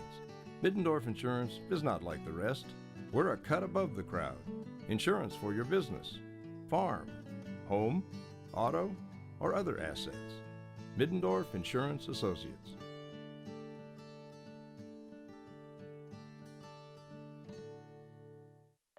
Faster internet, better TV at our lowest price ever. Now for a limited time, call Mediacom to get always faster internet with downloads up to 10 times faster than phone line DSL. Plus, boundary-free TV, including all your favorite channels for just $59.95 a month for 1 year. That's 2 services for one incredible value. Or maximize your value with DVR service. 30 meg internet, free on demand and stars for only $20 more. Great savings, no contract required. Call 800-SIMPLIFY. Here's another look at that double play, Brent, to end the inning. Yeah, could have tagged her, but they went to flip, and that was a great play by Davison. Strong throw by Slater. Couldn't draw it up any better to get out of the 6th inning. And another big overhand right from Kevin Killingsworth. He would make Joey Crawford and Hollywood Higgins jealous. Emphatic. So, beautiful double play. 3rd turn by Iowa State today, 4th in the last 2 days. And an important double play here, as Iowa State leads at 6-4 and grabs the bats here in the bottom of the 6th, and it'll be Erica Miller to lead it off. Yeah, now all pressure on Kansas. They really need a win if they think they have a chance for the NCAA tournament. Miller, good swing on that first pitch, fouls it back here off the press box. Iowa State, Brent, I would say getting better swings today against Kessler than they did yesterday. No question. Seeing her yesterday had to help. Miller takes in the dirt. What Stacy Gemeinhardt-Sessler said she did well, that is Kessler, is took 1 or 2 miles per hour off here or there, and it makes it really difficult to time up. But once you see her once, number 2 makes it a little bit easier. Miller takes a real good pitch there, 1-2. Nobody's hitting that one.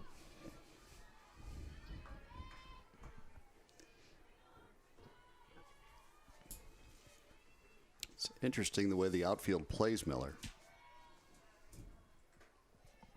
That one misses. They'll play straightaway and left. The center fielder, Jones, will play shift over toward left a little bit. But the right fielder pretty much down the line is Solomon, so it leaves a huge gap in right center. And that pitch misses. So full count now on Erica Miller. Good at bat for Miller. As you can tell, Kessler's strategy is to stay low and stay away.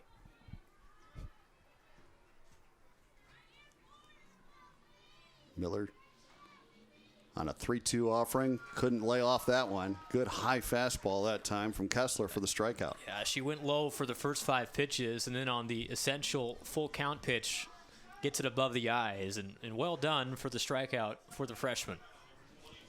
Brings on Tori Torrescano.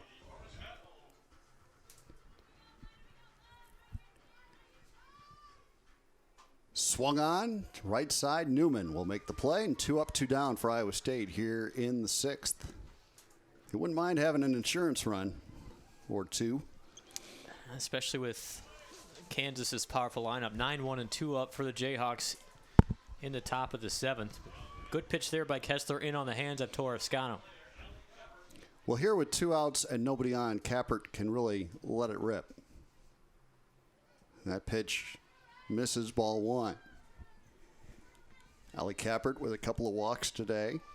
Scored a run, or her spot in the order did anyway, when Tenalia pinch ran and scored. Kappert takes, strike 1, 1-1.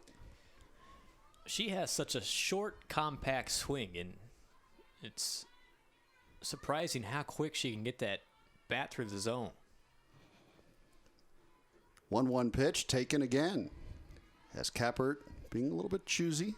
She's good at that. She works the count well. It's 2-1.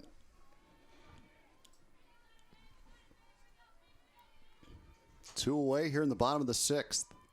And Kappert takes again. This one a strike, 2-2. 13 walks in about 80 at-bats on the season, so that is a pretty good percentage. Now a 2-2 count to the freshman. And she takes away, full count.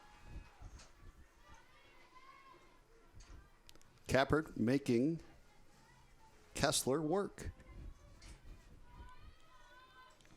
3-2.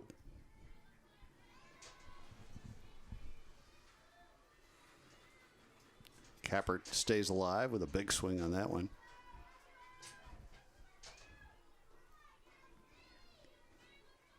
Allie Kappert, part of that state champion team at Ankeny a year ago.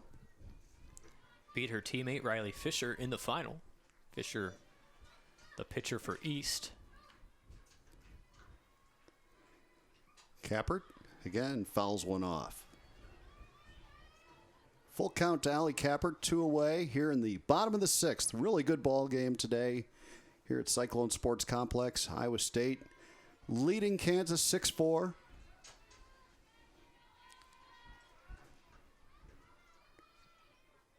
Kappert right back up the middle of base hit. Great illustration of that compact swing. Shortened up even further with 2 strikes and bat to ball. It's a simple game. It's obviously extremely difficult, but lined it right up the middle. We talked about it earlier in the broadcast, but Kappert's so good at using the whole field, too, as a hitter. She's going to be a 300-plus hitter, I think, her next 3 years here at Iowa State.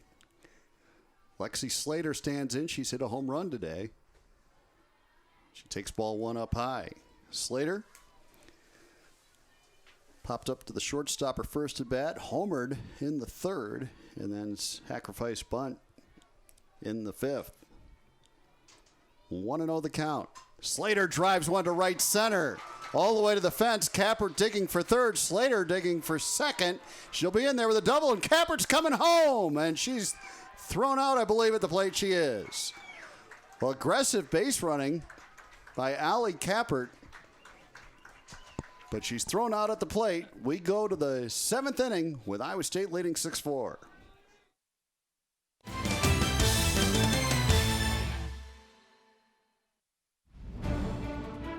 The football playing field can be tough. Sometimes there are setbacks. No matter what, you keep playing the game. Our field is no different. Sometimes the challenges are tough here too. Like when it's a drought. But no matter what, we work hard to feed and fuel America. Iowa Corn, where every day is game day for Iowa's corn growers. Every day, insurance companies are telling you they're the coolest thing since sliced bread. What can I say? In Mittendorf Insurance, we're still a whole loaf. Truth is, we write home, auto, business, life, and health insurance. We don't have apps on smartphones or tablets. Why? A, it's expensive, and B, no app can advise you on possible coverage gaps. Give us 10 minutes. You may end up with better coverage and a better price.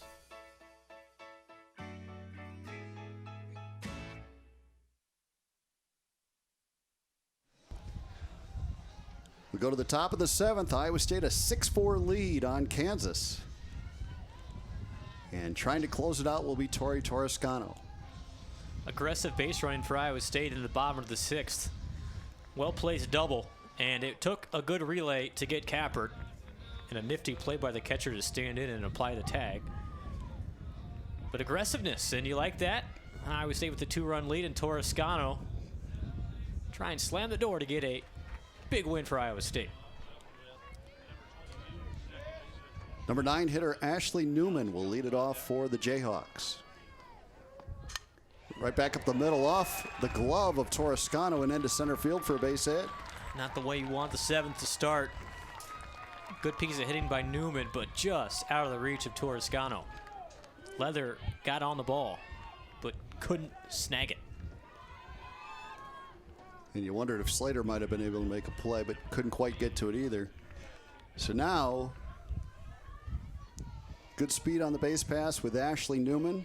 Good speed at the plate in the person of Alex Jones. Nobody out here in the top of the 7th. Iowa State up 6-4, and Jones offers Or does she? No. Ball one. Definitely looked like she went around. There's a reason we're up here. And top of the order now for Kansas. And don't look now, but nice little hitter on deck. Yeah, and the best hitting team in the Big 12 Conference trying to claw back into this one. That pitch taken, a strike, 1-1.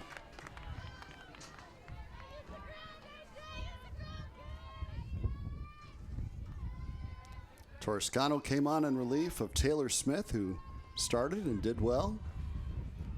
Toscano's done even better. This to the left side. Reese to second for one, and that's what they'll get. And they'll be happy to get it. Matty Reese to Davison to get the lead runner, Newman. And on the fielder's choice, Alex Jones on at first, but one away. And Miss Hull steps in, who hit one about 300 feet last time up. Ended up in a yard across the street. Aggie Hull with her second home run of the series. They've both been monster shots, but especially that one today, and she takes away ball one. Problem is you don't walk her because you want to put the tying runner on, especially, and you've got Hugo on deck. So this has been a great game, and what a way to finish. Toscano to Hull. Away 2-0. Maggie Hull, the Big 12's leading hitter, hitting over 440 on the season. She has 2 home runs in this series. A 6-4 game. Toscano delivers, tries to go in on the hands and gets a strike called. 2-1. Great pitch. Stayed away the first 2 and busts her back inside on the third. Now the 2-1 delivery from Toscano, and Hull takes, and this one misses that inside corner. 3-1. Almost the same spot. Yep, just about, just missed. Hull on top of the plate, and it's hard to get in there. So now real good hitters count for Hull, 3-1 with a runner aboard, down 2. Toscano delivers, and that's up high for ball 4. So now the tying run on at first base, and a really good hitter coming up in Alex Hugo. Great speed, both Jones and Hull. So a conversation for Iowa State to figure out how they want to game plan. Brittany Wildmiller, the pitching coach, coming out. 1 away here in the top of the 7th. Iowa State trying to hang on, leading at 6-4. Alex Hugo, the hitter, is one of the best in the Big 12 Conference. 425 her average coming into today. 14 homers, 44 RBIs, a 784 slugging percentage. She has a double today. She's walked. She's also grounded out to third. Yeah, hit one off the base of the Iowa State lettering in left center field. And there's no question that if she makes contact, even if it's not even great contact, good contact, would give Kansas the lead. Now 1 away, and the infield playing way back with Hugo at the plate. She'll take ball 1. I mean, she could, if she is a good bunter, and if that was something that would interest her right now, she could probably beat it out. 1-0 the count, 1 away. Toscano delivers. And that misses. And now looking dead red to drive the ball. Iowa State's in a precarious situation. Toscano delivers, and Hugo takes. That pitch misses. It's 3-0. On deck is Chaley Bricky, the freshman and a very good hitter, the cleanup hitter for Kansas. But this is arguably their most dangerous hitter. It'd be between Hull and Hugo for sure. And now a 3-0 delivery, and there's ball 4, and the bases are loaded with 1 out. Back-to-back walks.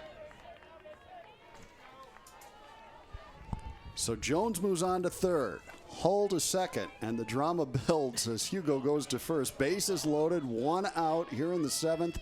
Iowa State clinging to a 6-4 lead. Kansas clinging to their NCAA tournament hopes. Infield in now. Bricky ropes one to left, and everybody ducks out of the way.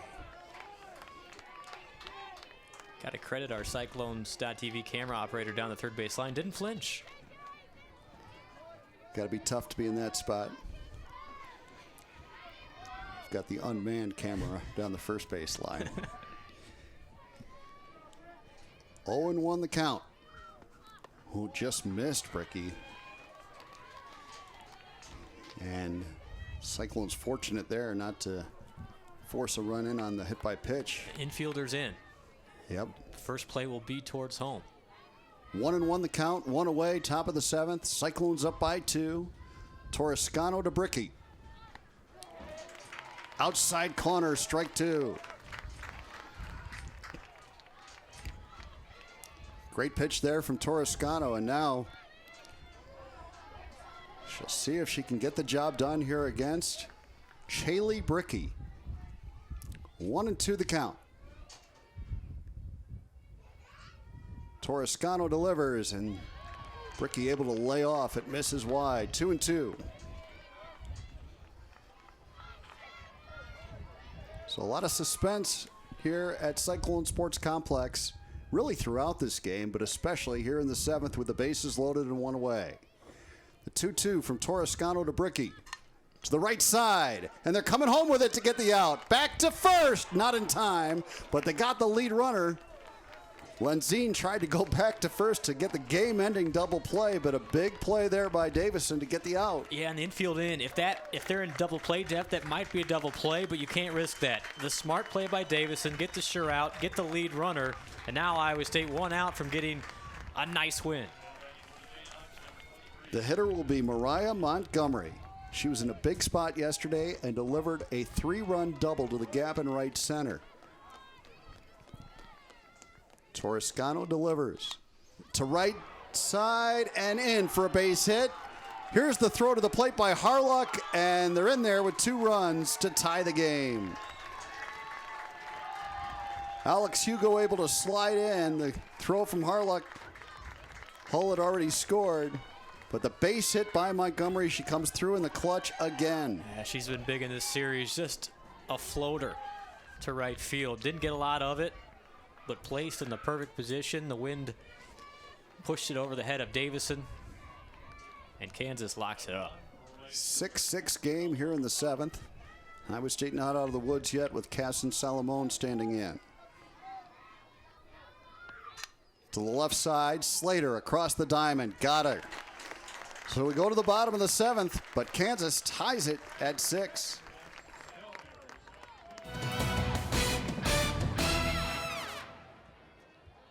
Iowa State fans, this is the time to get on board with Cyclones.tv. Welcome everybody on Cyclones.tv for tuning in. We have a special moment for Ryan and Anna, if I can get it out of my pocket. Well, I mean, our expectations are that Russ as hard as we can. She's going to be a superstar this year. A basketball program needs leaders. Edgem is just that. Will Clyburne's got it stuck on automatic. Anna Prinz, three-pointer is up. It's good! Sorry, I gotta give my Cyclones.tv some love here. Sign up today at www.cyclones.tv. Faster internet, better TV at our lowest price ever.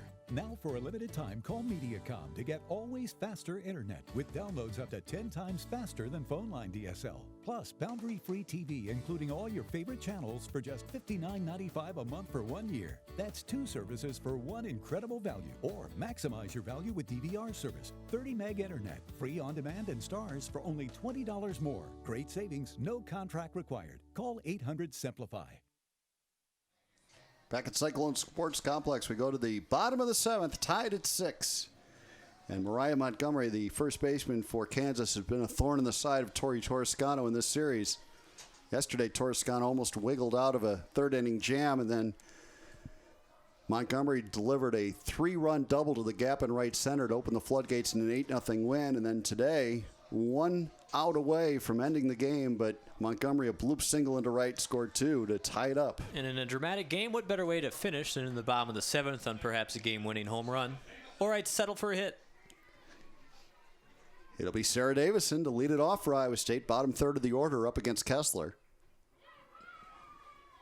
That pitch high and in, but she swung at it, 0-1.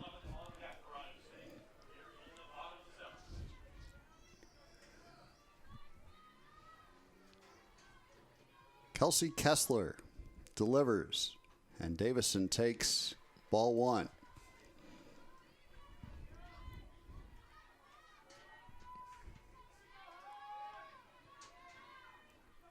Kessler in for Pelly. That one fouled off. 1-2 now. Good pitch by Kessler in on the hands. And Davison did all she could to get around and at least make contact.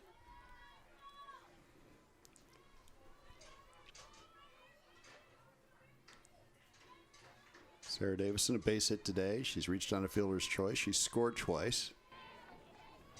6-6 game here in the bottom of the seventh.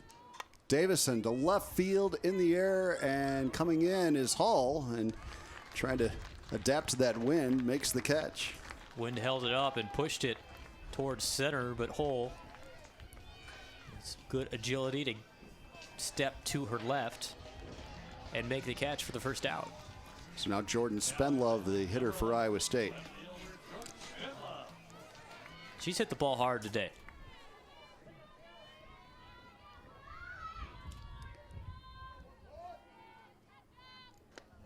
Takes high and away, ball one. Iowa State scored in the bottom of the first. Kansas answered with 2 on a home run. Cyclones came back with 1. Kansas and Iowa State each scored in the third. Then eventually the Cyclones pushed ahead with a 3-run fifth inning to take a 6-4 lead, but Kansas able to answer with 2 in the top half of this inning and force this situation here in the bottom of the seventh. Spenlove, the hitter, a 2-0 count. Off speed and misses, 3-0. Spenlove can get aboard. She does have a handful of steals on the season. Probably taking all the way here, I'm guessing. She does, and it's ball 4. So good job by Jordan Spenlove to earn a walk here. And now Maddie Reese will come up. And the Cyclones would love nothing more than to get to Brittany Gomez with a couple of runners on. And decision time for Iowa State. 1 out, do you bunt? It's a risky situation to take an out in the 7th, but we would get a runner in scoring position. For a player who's 4 for 4 in the Exactly. on-deck circle.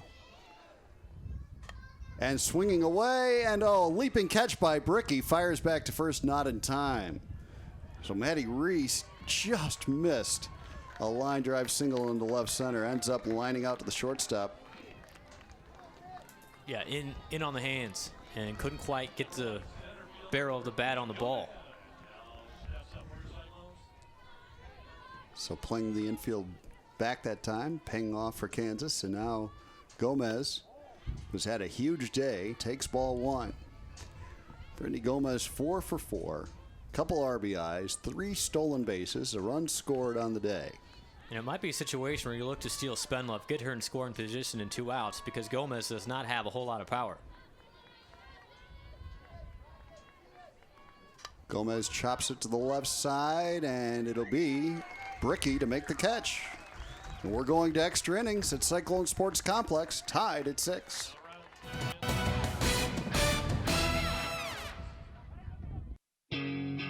Hi, I'm John Walters. Ames is the home of the Cyclones and so much more.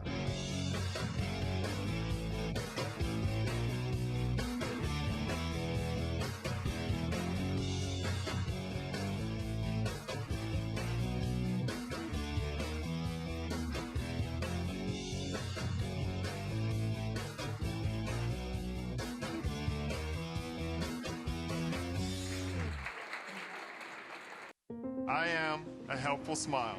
I'm a helpful smile. I am a helpful smile. I am a helpful smile. I am a helpful smile. I've been a helpful smile for 23 years. I am a helpful smile. I am helpful smile. I am a helpful smile. I am Hy-Vee. On to extra innings we go. Top of the 8th, Iowa State and Kansas tied at 6 here at Cyclone Sports Complex. Bonus softball for you today on Cyclones.tv.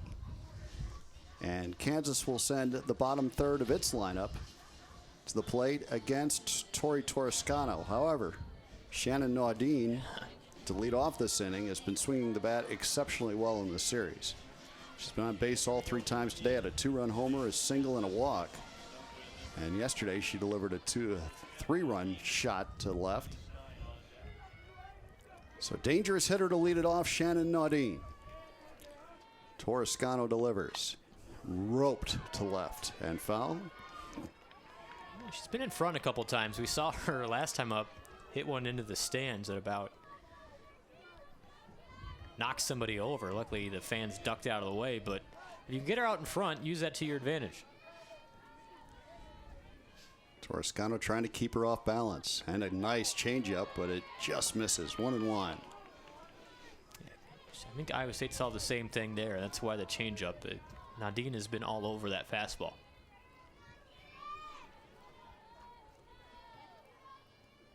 The 1-1. Again. Everybody trying to get out of the way there in the bleachers.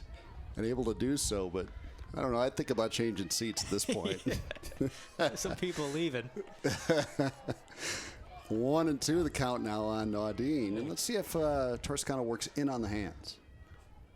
No, she goes away, and Naudin able to foul it off. Just thinking about the physics for a ball from a right-handed hitter to get up into the bleachers is almost impossible. But Naudin has defied physics today. 1-2 the count. Here in the top of the 8th. Toscano delivers.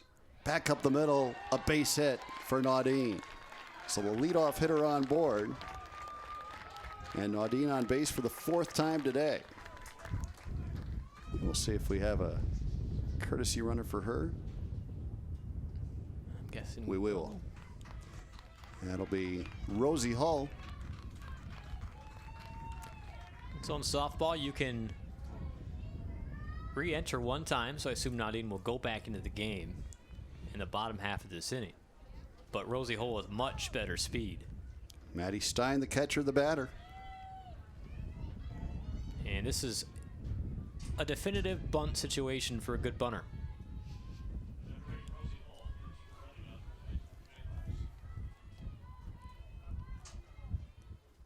Indeed, they do bunt it back to Toscano. She'll go to second and got the lead runner. Terrific play by Toscano. And now the slower Stein on the fielder's choice. Good reaction. And she's been great at that. Fielding quickly. Knew that since it got on her in a hurry, she would have a chance at second base. And watch this quick turn, flip to get the lead runner. So that brings on Newman with a runner at first and 1 away. And she tried to chop down on that one. Iowa State, in the games I've witnessed, Brent, has been very aggressive going after lead runners and with a lot of success. Seen it a couple times today. 0-1 the count on Newman. To first and off Miller's glove into right field for a base hit. Harlock up with it. The runner digging for third. They won't make a throw. It's second and third now on the double for Newman. You hear it all the time. It's a game of inches. If Miller catches that as a double play and the inning is over. Instead, it rattles off her glove into right field, and you can see Miller's a little dejected at first base. As now Kansas with the top their lineup up and only 1 out. 6-6 game here in the 8th. And the infield will play in for Iowa State with Alex Jones, the hitter.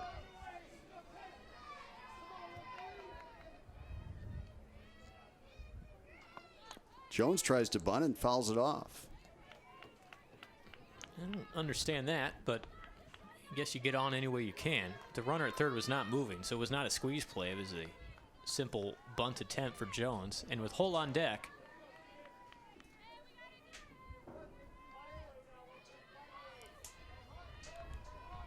Alex Jones, the hitter. 0-1 count, and Toscano delivers. That misses. 2-0. 1-1 rather. Infield in, trying to get the runner at home.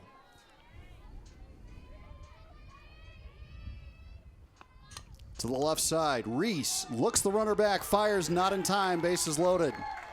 Well, and that's why she can bunt and not worry about it. Just phenomenal speed by Jones, and there was no chance that she was able to get that. So with the bases loaded and one out, it'll be hold a hit.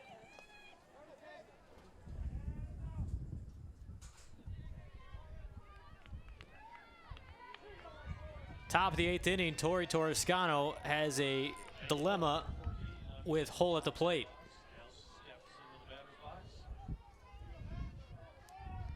Base is full of Jayhawks. Torrescano's delivery. On the corner for a strike. Big first strike for Torrescano. Stein at third, Newman at second, Jones at first, one out in the 8th. And Maggie Hull, who has reached 3 times today, including a long home run earlier in the game. The 0-1 pitch. Just outside 1-1. Kansas with 2 runs in the 7th inning to tie it up at 6 on a Mariah Montgomery 2 RBI double. Trying to take the lead in extras. Torrescano gets her sign. The 1-1. Chopped foul. And Torrescano gets ahead in the count 1-2.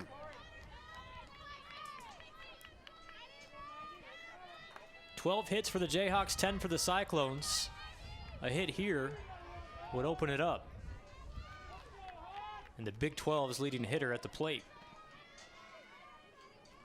Cyclones are going to try and cut down the run at home. The 1-2 pitch. Ground ball to shortstop under the glove of Davison into right field. 1 run scores, the second upcoming, and Kansas leads it 8-6. Davison had that slip under her glove at second base as Kansas takes a 2-run lead. Davison had her head up trying to get the ball to home and took her eye off it just long enough. It slipped underneath. Jayhawks take advantage and still only 1 out with Hugo at the plate. Unfortunate turn of events for the Cyclones. Stein and Newman both score. Jones up to third base. Hold at first. Pitch to Hugo on the outside corner, strike 1. If Davison gloves that, she may have been able to get the runner at home. Would have been a close play, but instead it hops under into right field, and KU with a big advantage. The 0-1 outside 1-1. See if Torrescano can limit the damage to just 2 runs in the 8th inning. Iowa State will have their 2, 3, and 4 hitters up in the bottom half. The 1-1 to Hugo. Inside corner, ball 2. Hugo's been on 3 times, has a ringing double in the 3rd, has also walked a couple of times. And ahead in the count, 2-1.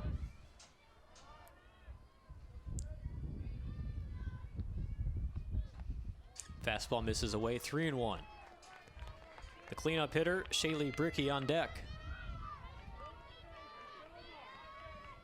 Alex Hugo, just a freshman, has their freshman record, 14 home runs in business here. Looks at a 3-run pitch from Torrescano. Fly ball right field. Gomez back on her horse, and that is gone. A 3-run home run for Alex Hugo to bust is wide open in the 8th. Kansas leads 11-6. Hugo got a 3-1 fastball on the outside corner, got it up into the jet stream in right center field, and it took off. Another home run for the Jayhawks. They lead it by 5.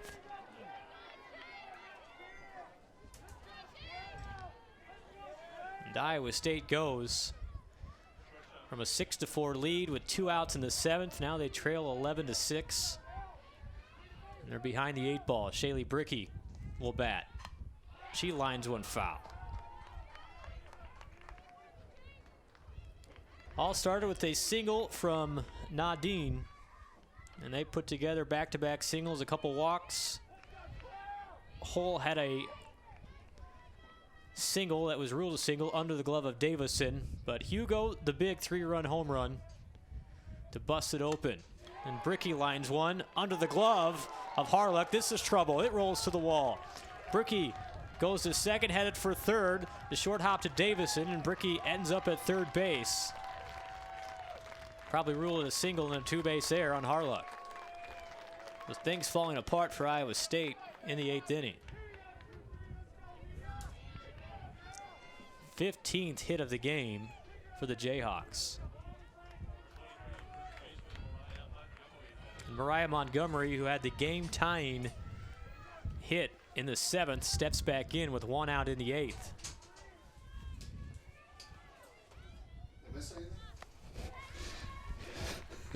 John Walters joins us, and John, you leave for a little bit, and Kansas puts up 5 runs, including a 3-run Alex Hugo home run to bust it open 11-6. That'll do it. So Montgomery hits with a runner on third base, still just 1 out. And pitch on the inside corner, 1-1.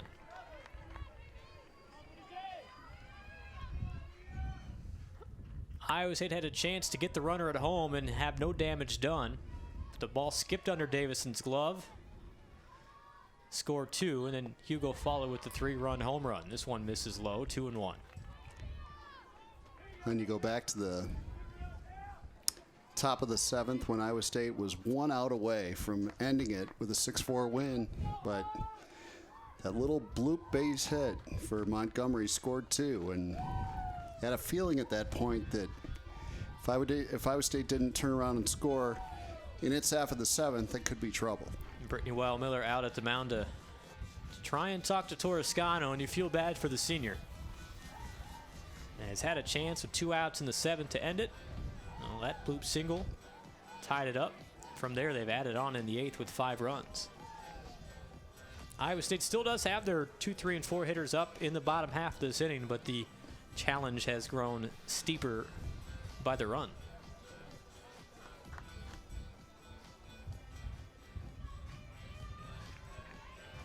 Fans sticking around, see what Iowa State can put together in the bottom half of this inning. Well, they've seen a great game. This has really been a great game. Unfortunately for Iowa State, the 5-run 8th inning here, making it look a little more lopsided. A 2-1 pitch to Montgomery from Toscano. Popped up. Slater will call off everybody and put it away for the second out. Good recovery by Toscano to get Montgomery to pop up for the second out. Casson Salamone hits.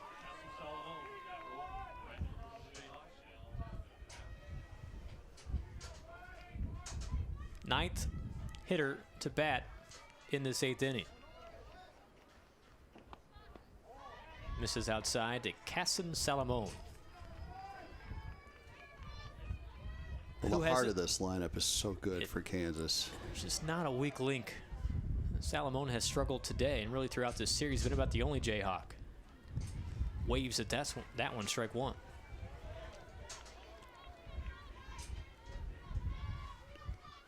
Hull and Hugo are tough enough to deal with, but Bricky has hit the ball well, and also Nadine has just been a terror.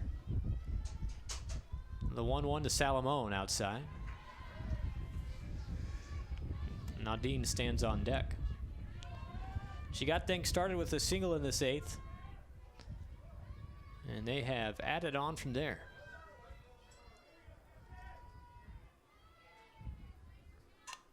Line drive in the gap. That'll score another run.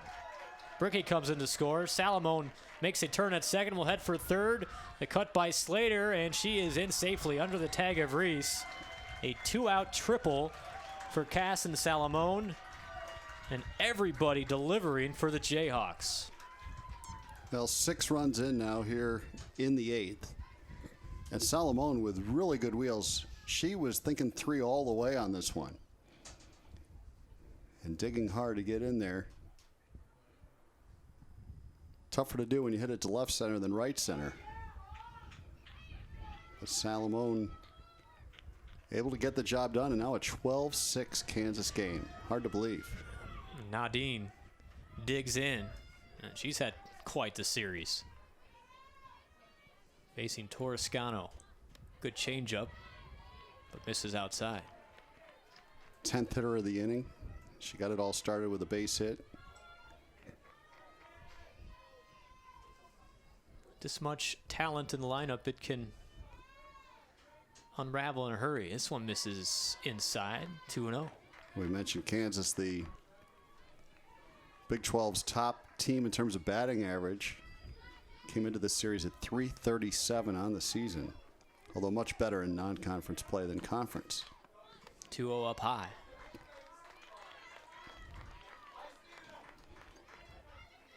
But probably no team in the Big 12 playing a whole lot better than Kansas has played in the last couple weeks. They're 7-8 overall, looking to move to 500 in conference as Nadine draws a 4-pitch walk. So she is on one more time.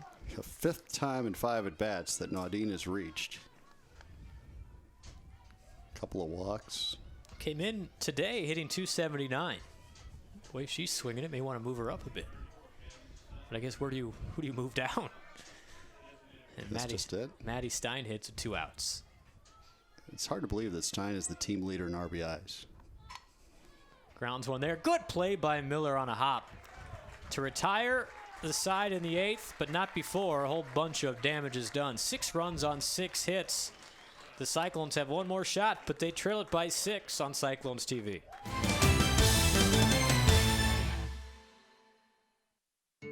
Are you really covered? Not all insurance is the same, and you should have an agent that takes the time to learn about what you need, then tailors a personalized plan that fits your needs. Middendorf Insurance is not like the rest. We're a cut above the crowd. Insurance for your business, farm, home, auto, or other assets. Middendorf Insurance Associates.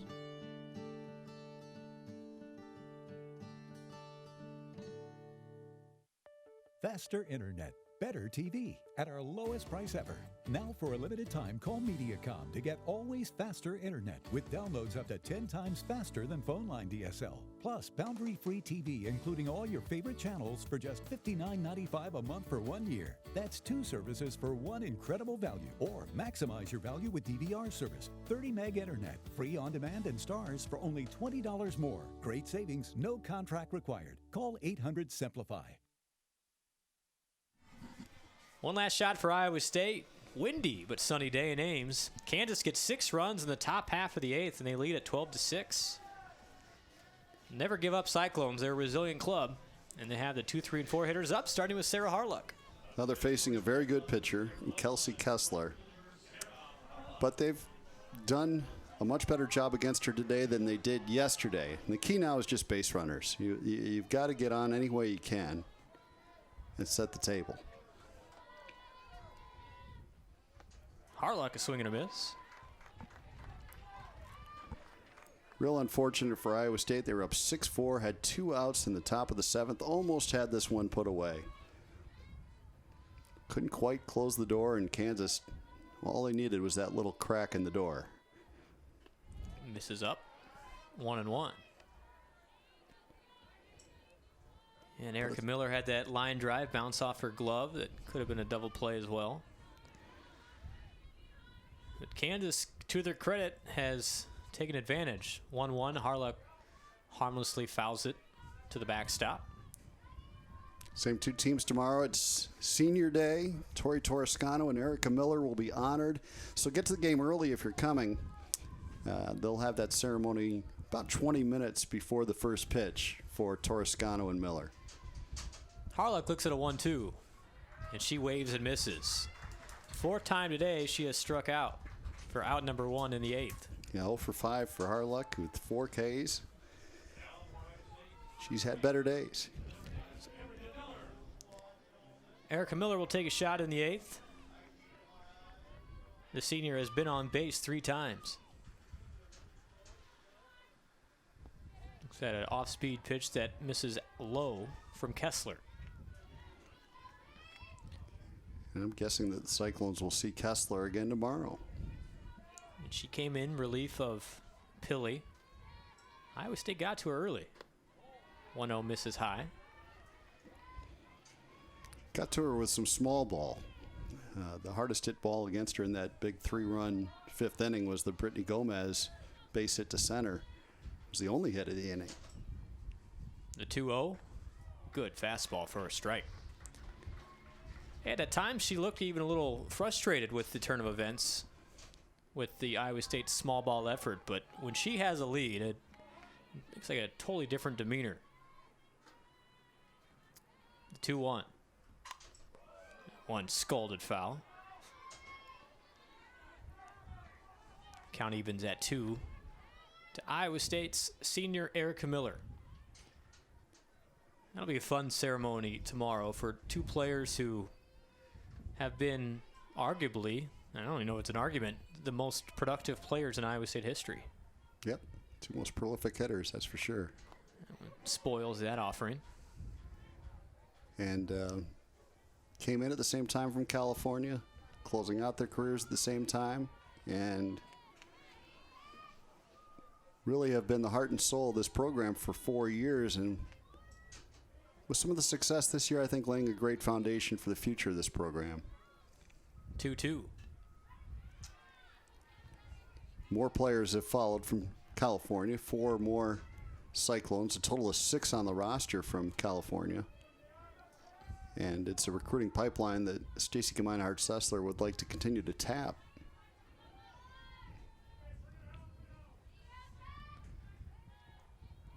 Kessler delivers. Low. Count goes to full at 3-2.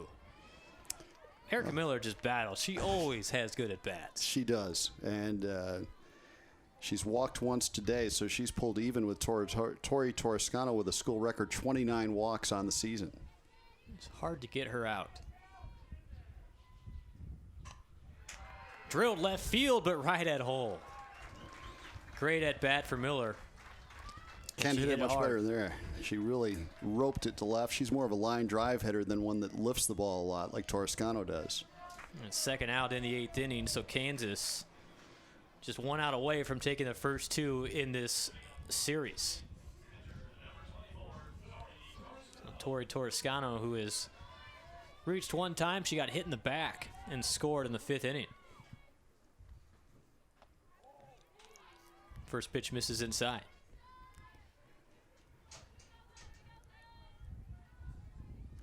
It started that big 5th inning for Iowa State. She came around to score a bit later. They scored 3 times in that inning. Took a 6-4 lead, and Torrescano lifts this one out of play. Back and forth all game. One of the most entertaining games we've seen, certainly, and unfortunately it looks like Iowa State's going to come up on the short end of it, but they played some good softball today for 8 innings against here a hot Kansas team. A base hit for Torrescano.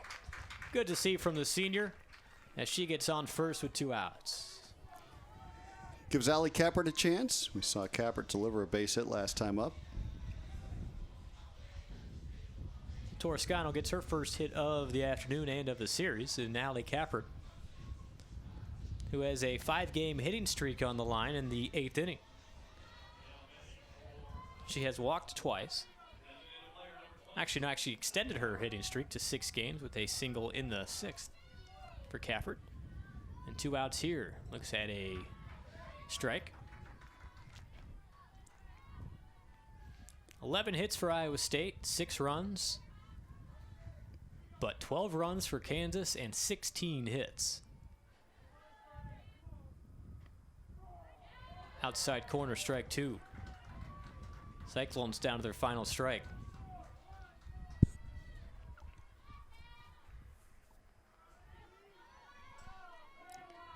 Well, Kappert will continue to battle. The 0-2.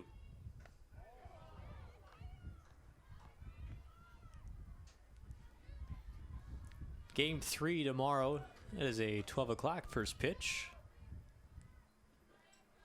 John will be back in the booth along with Andrew Schneider. The 1-2. That one driven left center field. It will get down off the wall. Toscano rounds third, will hold up there. And a 2-out double for Allie Kappert, using the entire field well again. Good piece of hitting, and we saw Slater drive one into the gap in right center against Kessler Lasting. Iowa State hitting the ball much better today against Kessler than they did yesterday, and it gives you a little hope going into that third game of the series tomorrow. It would have been easy to just lay down here in the 8th, trailing by 6 and 2 outs, but just no give up in Stacy Gemeinhart Sessler's club. Back-to-back hits have runners on second and third and 2 out, and induces a conversation from the Kansas pitching coach. And Lexi Slater, who homered in the 3rd inning. And then hit that big double that we talked about, Right. and that Gappert to right center last inning. Look at Kappert. 2 strikes, shortens up that swing, and still buries it into the wall. Yeah, she's really going to be a good hitter here at Iowa State, and getting that average up now right around 300, very close to 300 on the season. And she was down around the 200s about 2 weeks ago, so she has done a great job here of late, really swinging the bat well.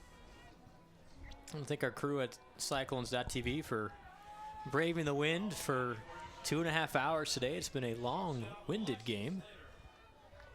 And 2 outs in the 8th inning. We've gone extras. So Slater will hit with 2 outs. Long, windy game, too. Yes, that too. First pitch, outside corner, strike 1.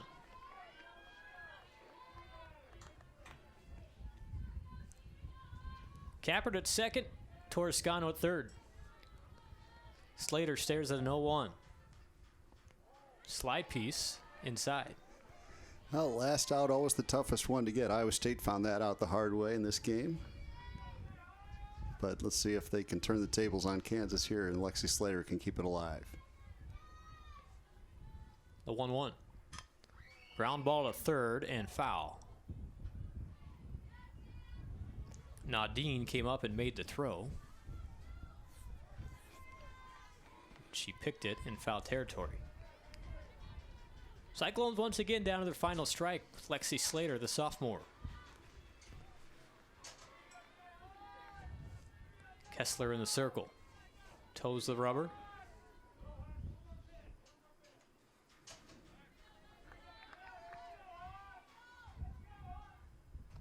And that'll do it.